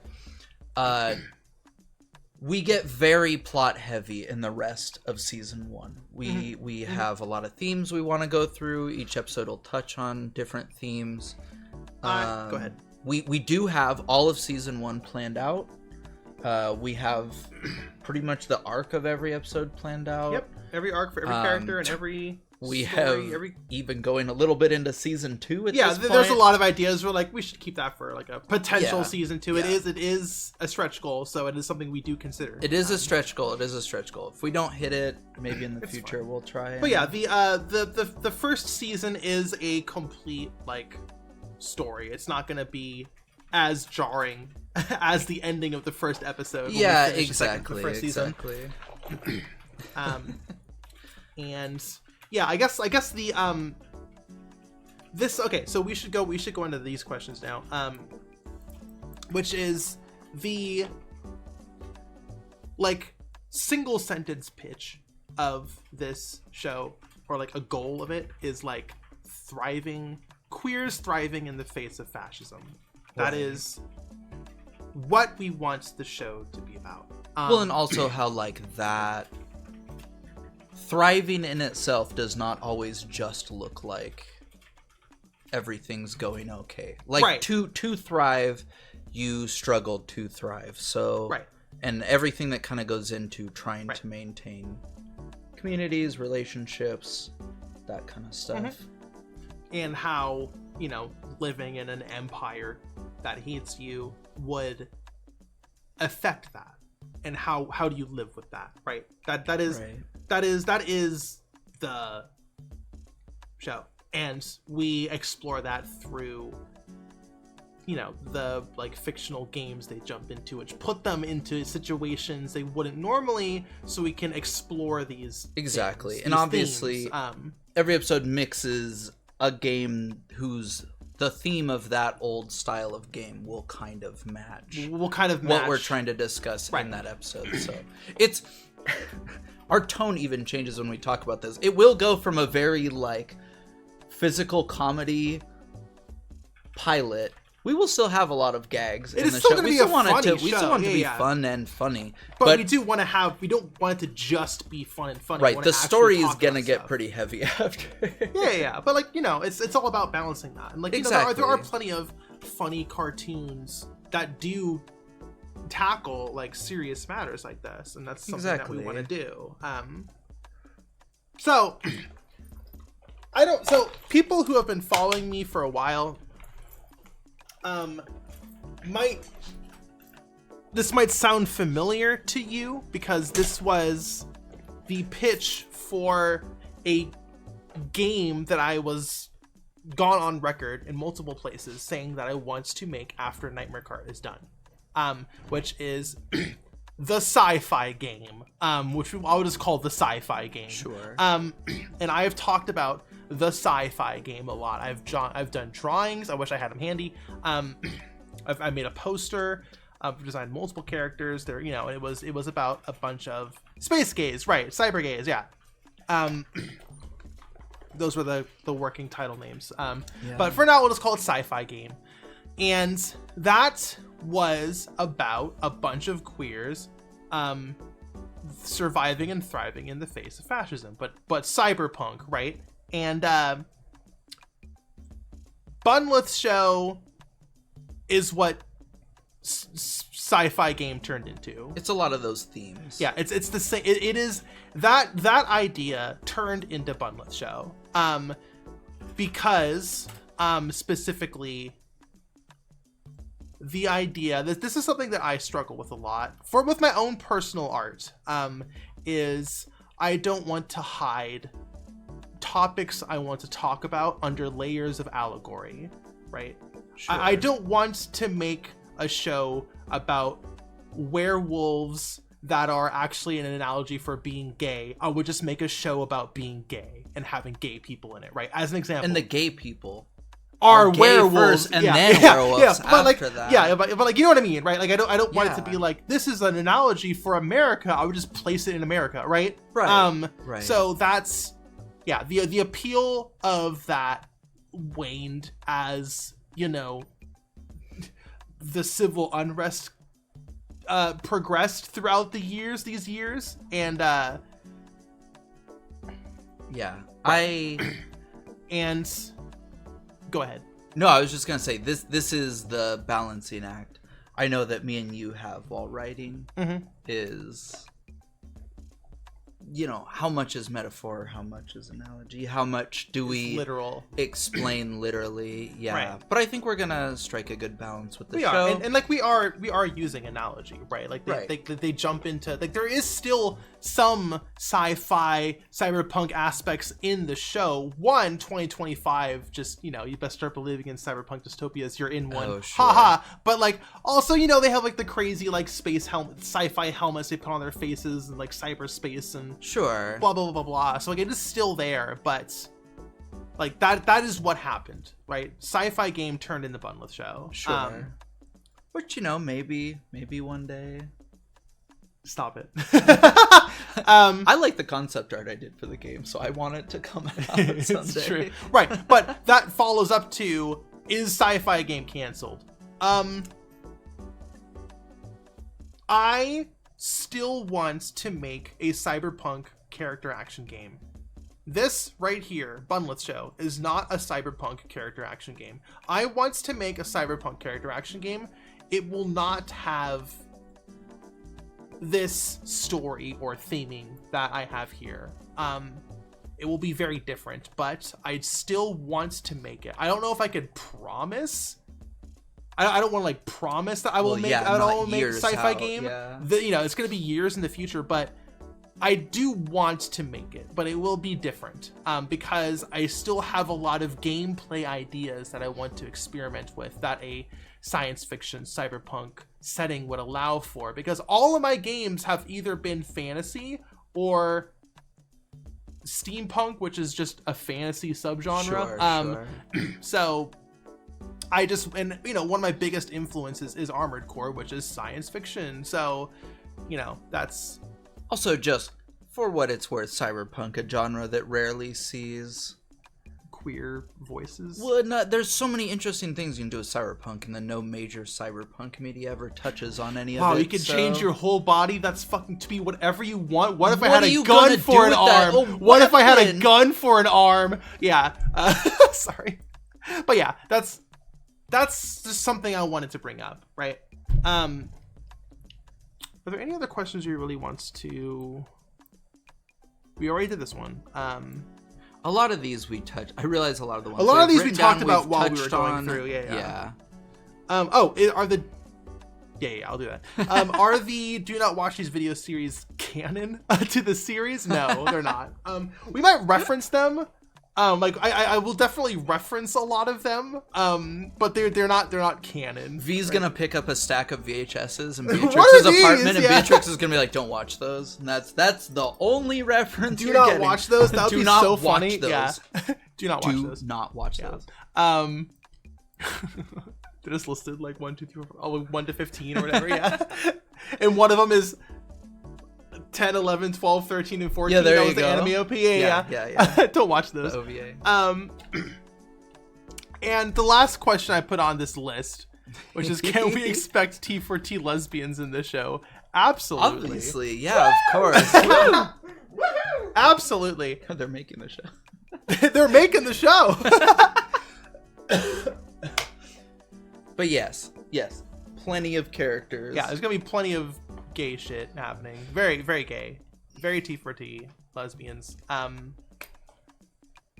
All kinds of beings, really. Yeah, but lesbians.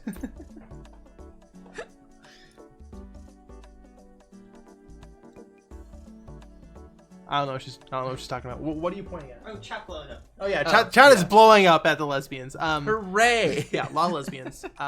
We want like, I guess we shouldn't elaborate, huh? We want to elaborate past that, but yeah. Yeah. So There's gonna be some gay stuff in there. there's gonna be some gay shit in there. That's I think that's the end of our written Yeah. stuff, right? Yeah. so. Chat, the questions you've been holding on to or not, Yes. let her rip. We'll spend the next like 20 minutes or so answering questions. So I'm gonna move this chat over to the left. yeah, so we can Just so both it's see it centered there. better. I think it's bigger. No. Okay. Okay, Right. right off the bat, if a question if a question doesn't get answered, it is likely because it's asking for a story element that we will explain later. We just don't want to spoil anything. If there's a question that's like, elaborate on elaborate on the story. What's going to happen next or something, like, obviously we can't answer those, right? Which I want to mention it because some of those are going to seem like ones that are not important. If it feels like an asset, here's the thing about animation. If it feels like an asset's important in the shot, we had to deliberately do work to put it there. Yeah. So probably. So if you ask us to elaborate on an important asset. Not in a bad way. I'm glad people are noticing. We just can't answer those questions we're not going to answer that. But, I'm sure you will see lots of cool weapons over the course of the show. Yeah. Will the pilot be extended a tad in the full release, or will episode 2 pick up where the pilot left off? So the pilot will be like if we do like a full release, or like do a thing where we just edit all the episodes together into a single long video. Obviously we won't have the Kickstarter pitch in there, but it will cut off and it will go to credits in some way, and then the episode 2 will pick up. Yeah, episode 2 is going to pick up previously on or whatever. Yeah. We'll have Wes do that. And pick up pretty much right after. So to answer that question. Please use the highlight your message option if you're for asking questions. Please. It's only 100 bomb BWA. It's not that expensive. But we'll try to hit the one. We'll be seeing cool circle weapons such as we'll see tons of weapons. Yeah, so many settings, so many weapons. We can't elaborate weapons, what types of weapons because that would kind of spoil the future episodes. But don't worry. I know we gave Bunlith a great sword from Nightmare Cart because we ran out of time, but there's going to be a lot of cool weapons. What inspired the creation of V? We answered that one already. Yeah. I mean, you could run over it real quick. Yeah, sure. Just to have an audience. It's a long story. Well, and like in every, I think the short answer would be that a lot of stories get by having a point of view character. Sure. This is a good point of view character. V makes a really good point of view character. For a lot of the things we want to talk about, juxtaposed against Beatrix and Beatrix's life experiences. I feel like a lot of people expected Bunlith to be the protagonist. Right? Exactly. And we wanted to stay away from that. Although they'll get about the same amount of screen time and voice lines and all that stuff. But to make V this kind of audience perspective is going to help with a lot of the things we want to say and do with the show. Yeah. How is the name Beatrix chosen for the character? That's a good question. Yeah. Okay. All right. Yeah. So BEA is the name I used for all my custom characters when I played video games. And I used it. This was like an egg thing, right? I used it because it sounded kind of gender neutrally. I feel like custom characters is like a very common thing with a lot of like trans women specifically. Yeah. Where it's like, oh, I always just like made women, haha, and I always like gave them girly names, haha. So B was my like the name I used. So the question, it exists to solve a question, which is basically Beatrix is the digital name that I have that I put on characters, and which means that Beatrix does the opposite for Bunlith, right? Because like, well, if her name is Beatrix, why is she called Bunlith? Because Lilith would be the name that Beatrix always put in like custom character stuff. So it was a fun little any flip. Of this is helping the self-insert accusation. That was why I was like, do I want to answer that one? Well, it's not an accusation. It's true. It's a fact. It was what was asked for. People wanted a Bunlith show. We made a Bunlith show. True. That just has to. That just requires a self-insert. Like, you can't get around that. It's in the title. She's in the title. Excuse me. What asset was the hardest to make? Asked by Gentleem. Single asset. I mean, the truck. The truck. That's so fair. That truck took a fucking week. vehicles. Fucking vehicles. This fucking truck. Yeah. Girl, what are you talking about? Yeah. This truck. It is fully. We cut the scenes where the mover is like putting stuff into the truck and like closing the back door and like opening the front door and climbing into the front. Like there's a whole modeled interior of the truck.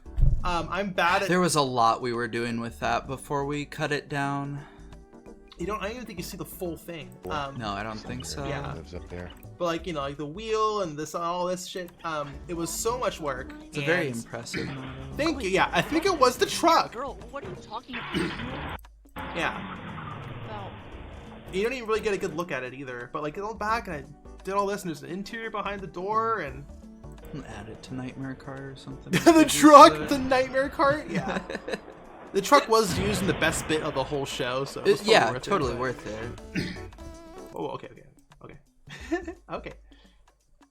My hardest to make was the Mummy. The Mummy? Was the Mummy the most The difficult Mummy was the asset? hardest just Not the because ghost? well, just because I didn't the ghost and the werewolf were like so easy to know what I wanted them to look like. But the Mummy, I screwed around with the posture forever on that thing. Yeah.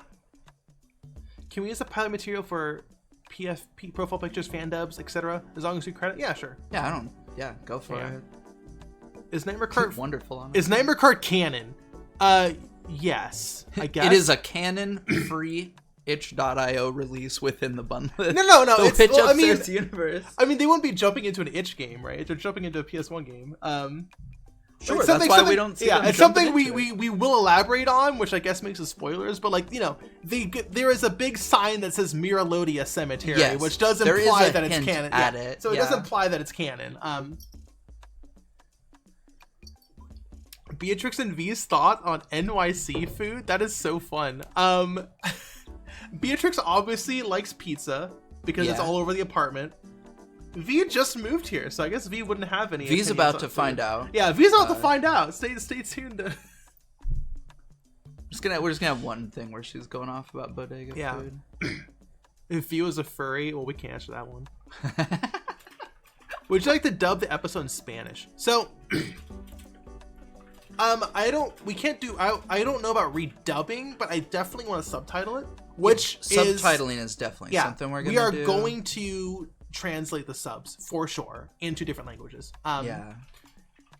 We still need to figure out how much it would cost because that isn't It's not you know, budget in it's the a budget Kickstarter. thing. Yeah. So And like we said before, the Kickstarter is running like very much to the wire the Yeah. amount of money we Yeah. need to make this because work. the Kickstarter So- needs to sustain us for years. So like we're scraping by on that. But I do want to pay and get this get the subtitles translated into For multiple sure. languages. Yeah, dubbing would be cool. It might be something we look into. Maybe like in the future, like if It's like more a- just because I want to hear it. I would watch every single version Of of course, this of dub. course. Oh yeah. I mean, when we did the translations for the W translations for Spider-Man VR, it was fun listening through it. Yeah. A physical release. Yeah, physical release. Things we've talked about extensively, but yeah. it's too early. It's too early. That's I really want to show the whole thing. I really want to show the whole thing in a theater once we finish. You know someone, don't you? Have like a hookup? We have a couple hookups Yeah. for when we did the film festival here. So, But once again, that's something that we would only really consider after all the episodes are done. we got a which is lot of work years to do from before now. we're getting there. But Yeah. I'd love to do physical releases for the show, the music. Honestly, God, I would love to do a vinyl for the music.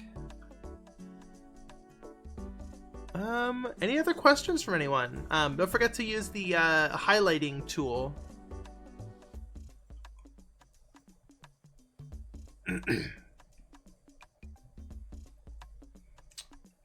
When we're going through, Yeah. Again, if we're not answering them, it's just because it involves some spoiler. it involves us elaborating on future episodes, which we can't Oh, one asked what year it takes place in. It's definitely just meant to be like a contemporary show. Yeah, it should just be just contemporary year, modern time. How did Beatrix come up with the name Bunlith? We did answer that one already. What are some of your comedic inspirations going into the show? Looney Tunes. Definitely a lot of the other indie animation. Oh yeah, a lot of the other indie animations, right? Like we mentioned it, Punch Punch Forever, Big Top Burger, a lot of the Digital Glitch, Circus, a lot of the Glitch productions. Stuff, yeah. But I mean, a lot of Looney Tunes stuff in there as well. At least for me, like running into the backdrop is very classic Looney Tunes. For sure. Yeah. When my dad watched it, he was like, I saw a lot of Looney Tunes in that. I was like, yeah, That's no, so you're sweet so right. to Yeah, hear. my dad is so sweet. Yeah. Which again, right? That rolls down every animation pulling from it.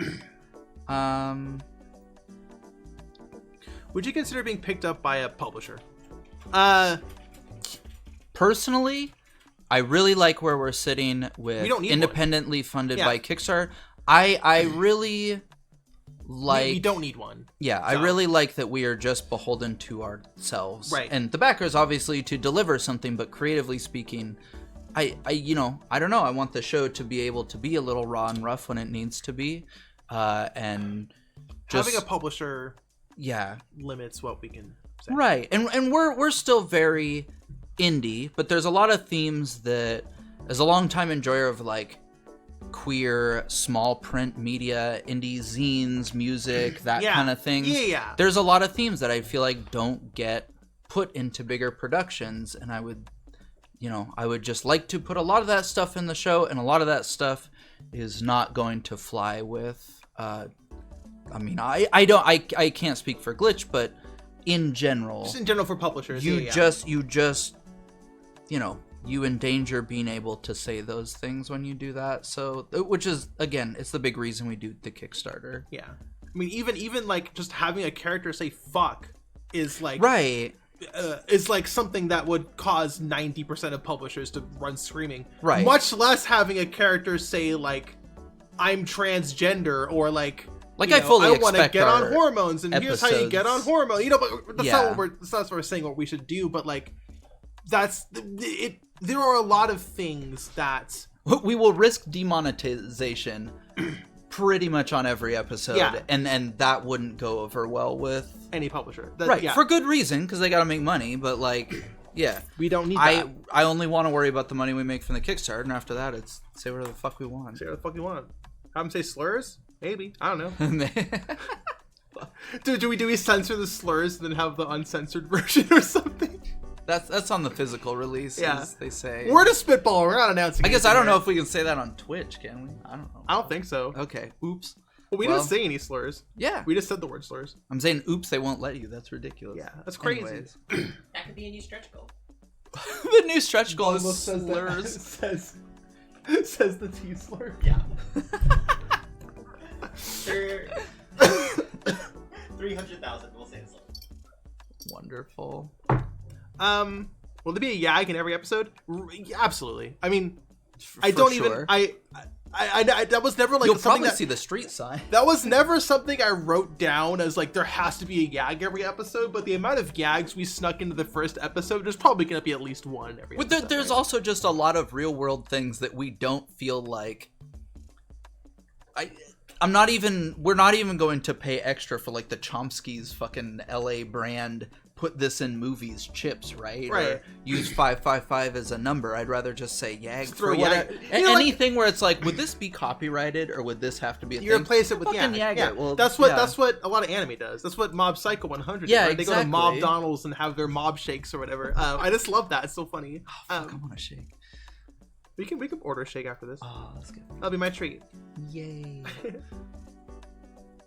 A show starring a rabbit inspired by a famous cartoon rabbit. Who would have thunk? No, literally. Would have thunk it, how long did it take to make the pilot? Do you have an estimate for how long each episode would take for us to series? So I don't think we elaborated on it. So we went in on it a little bit. A little bit. But yeah, let's answer this fully.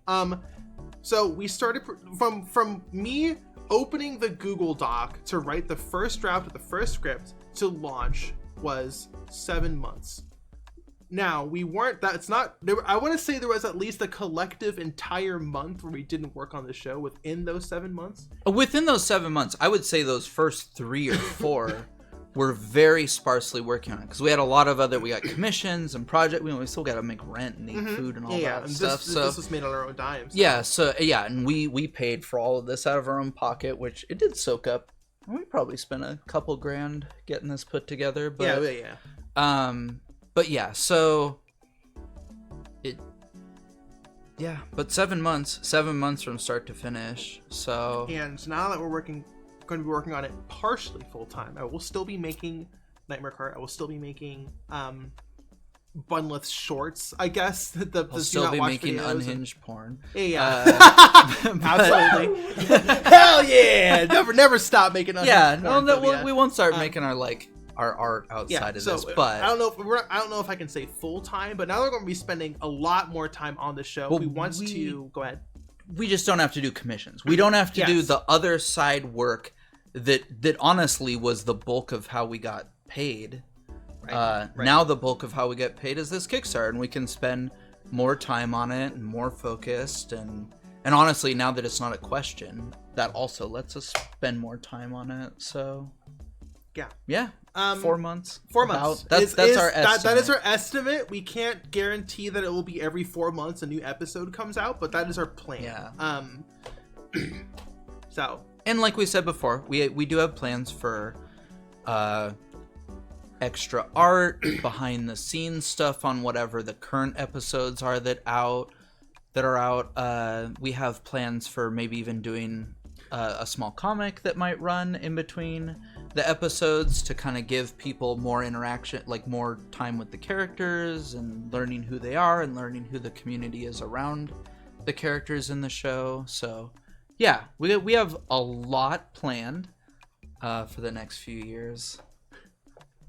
That's a good question. Do the characters see their world in PS1 style themselves? No, it's just normal, I guess, right? Yeah, I mean, for them, this just all this looks... is what normal looks like. These graphics are so real. These graphics are so fucking real.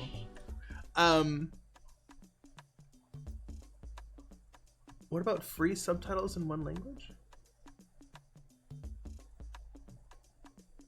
I'm not fully sure what this question. There's a lot of folks offering like dubbing and subbing and just. So sure, yes. I will say this right now. This has always been my stance, but I'll say this right now. I am never going to have anyone work for free. That is like one. I understand you're being very generous and that is very kind, but that is like a human rights violation, and would get me in big trouble. And also it's wrong. So like, I really appreciate people offering to work on this show for free, but like we can't do that. I can't, like we said, we have some loose plans about getting the show translated, but we don't have anything official yet. So like when we start doing that, we will start looking for people. But we can't do that yet. Anyways. It is very nice of y'all to offer to work on the show for free, but we just can't. It's very sweet. We get a lot of offers for like VA stuff as well. People come asking if we're looking for VA roles. All of the stuff that people keep asking about, we will, like, if we are looking for other work on the show, we will be very vocal about holding auditions for characters, doing things like that. And there will be a lot of that in the future because Yeah.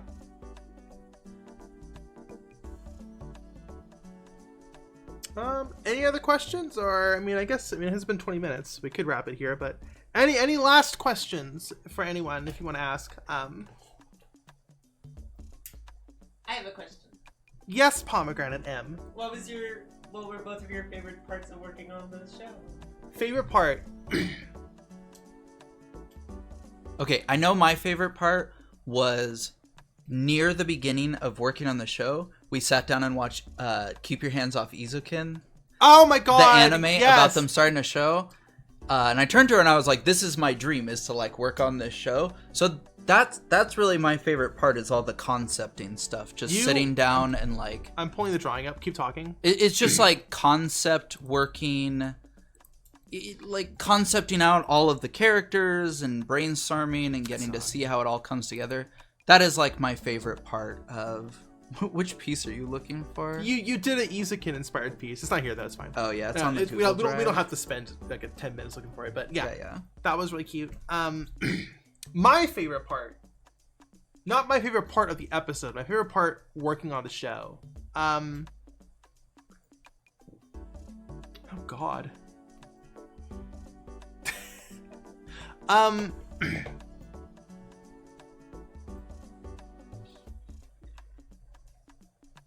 I think it was the VA auditions.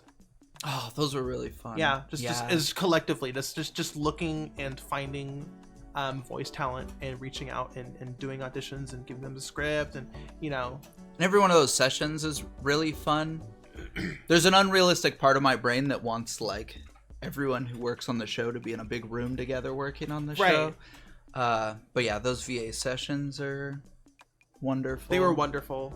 Yeah, working with everyone and just working with other just queer or indie artists and getting it all in. It was really fun. I don't know if it was my favorite, but that's what sticks out to me. I feel like that's when we were the most hyped, right? We were most excited. Well, because it was outside of just us. Yeah, right. The second it became something like just outside of us, that does help it feel real and kind of knocks past eternal imposter syndrome. Yeah, right. That one's for you. Who's the Kanamori of the team? Here, read the question out. Answer it. It says, since you watch Izukin, who is the Sayaka Kanamori of the team? Is that the person with the shoes? Yeah, I'm trying to remember. Isn't Kanamori the ones with the shoe backpack, I think? Yeah.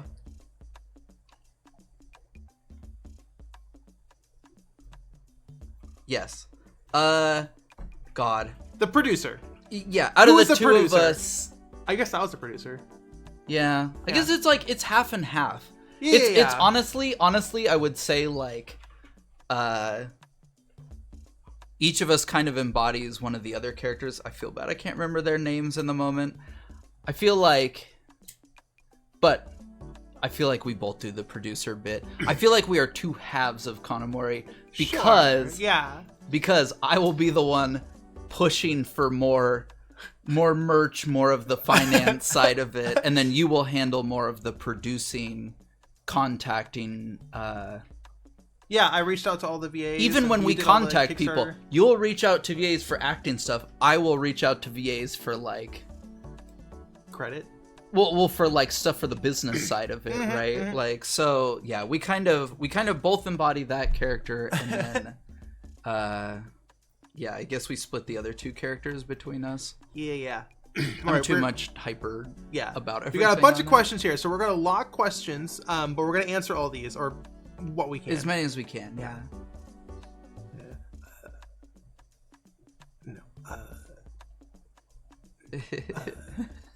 No.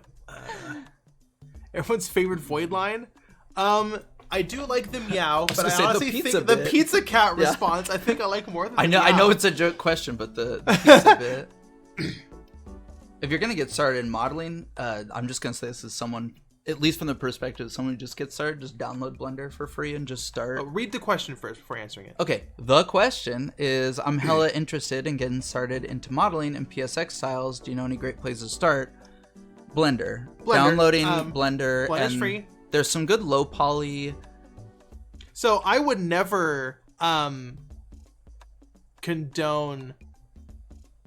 I would never ask you to go to a website and download illegally acquired ripped models of PS1 why you cut me off of PS1 of PS1 characters and then open them in Blender and look at them and study their anatomy and study how the textures the topology and study how the textures were created. I would never do that. Those websites like model-resource.com or God, I know. You should stay away from those. Models with an S -resource.com. Just so if you ever see that link, if you see that link, just don't click it. Okay, so just don't. I would never. you know, that's illegal, and things that are illegal are morally wrong all the time, always. Yes. And things that are illegal are always morally right, as our great government tells us. Yes. We'll be sure the show talks a lot about that. Right. So that's our answer. No comment. All right. Next question.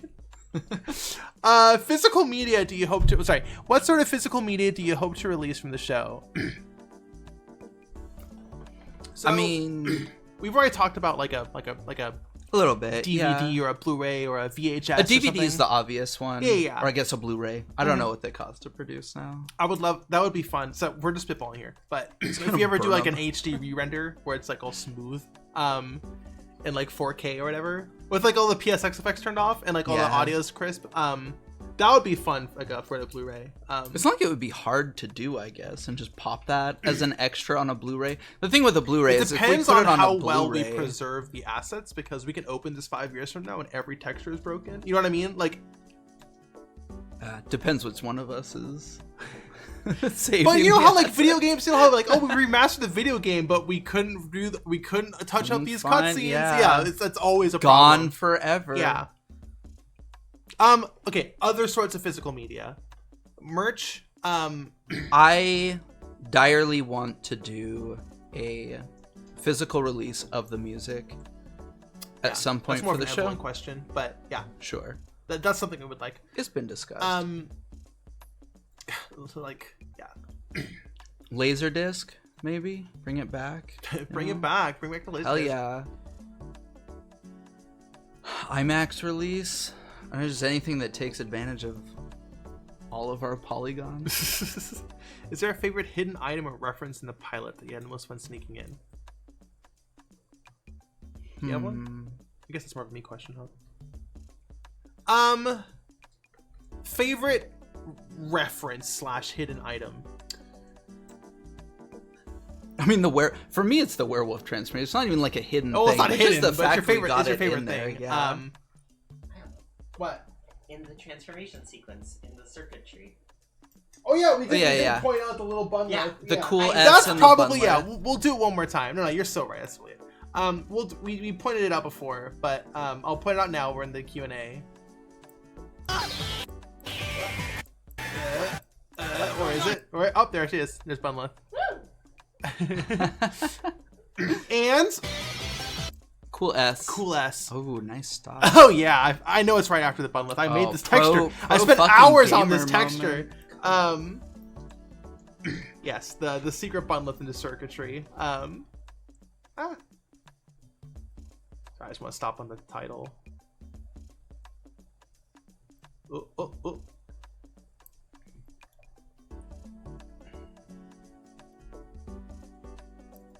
Okay, that's a good question. So you acknowledge Bunlith's a self-insert character. When you're working on the show, does she still feel like that is... Does she feel like that is you, or is she a kind of separate person? When I write her, she is a separate character in my head. Yeah, like for she's sure. a fully separate character. This is a character who has a backstory that is different from mine and has relationships that are just completely fictional, and knows people who are completely fictional, and obviously has skills I don't, because she is familiar with a fictional piece of cyberpunk equipment that isn't real, and like which you know, so like she is a fully different character. I mean, it's also just how we discuss the character when writing, right? Yeah, when writing, it's just Beatrix. This is a Beatrix. Right. This is Beatrix's character. This is Beatrix's backstory. Even when we're referring to scenes where she is Bunlith, I still in my head call her Beatrix. We right? more often mix up B and V than we do U and B, and simply because of the names being close. Yeah.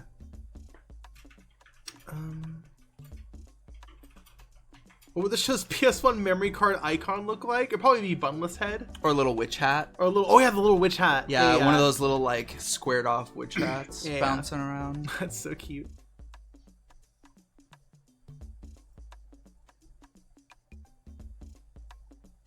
What is the hardest thing to learn in PSX style? Like, what was the hardest thing to do in the PSX style?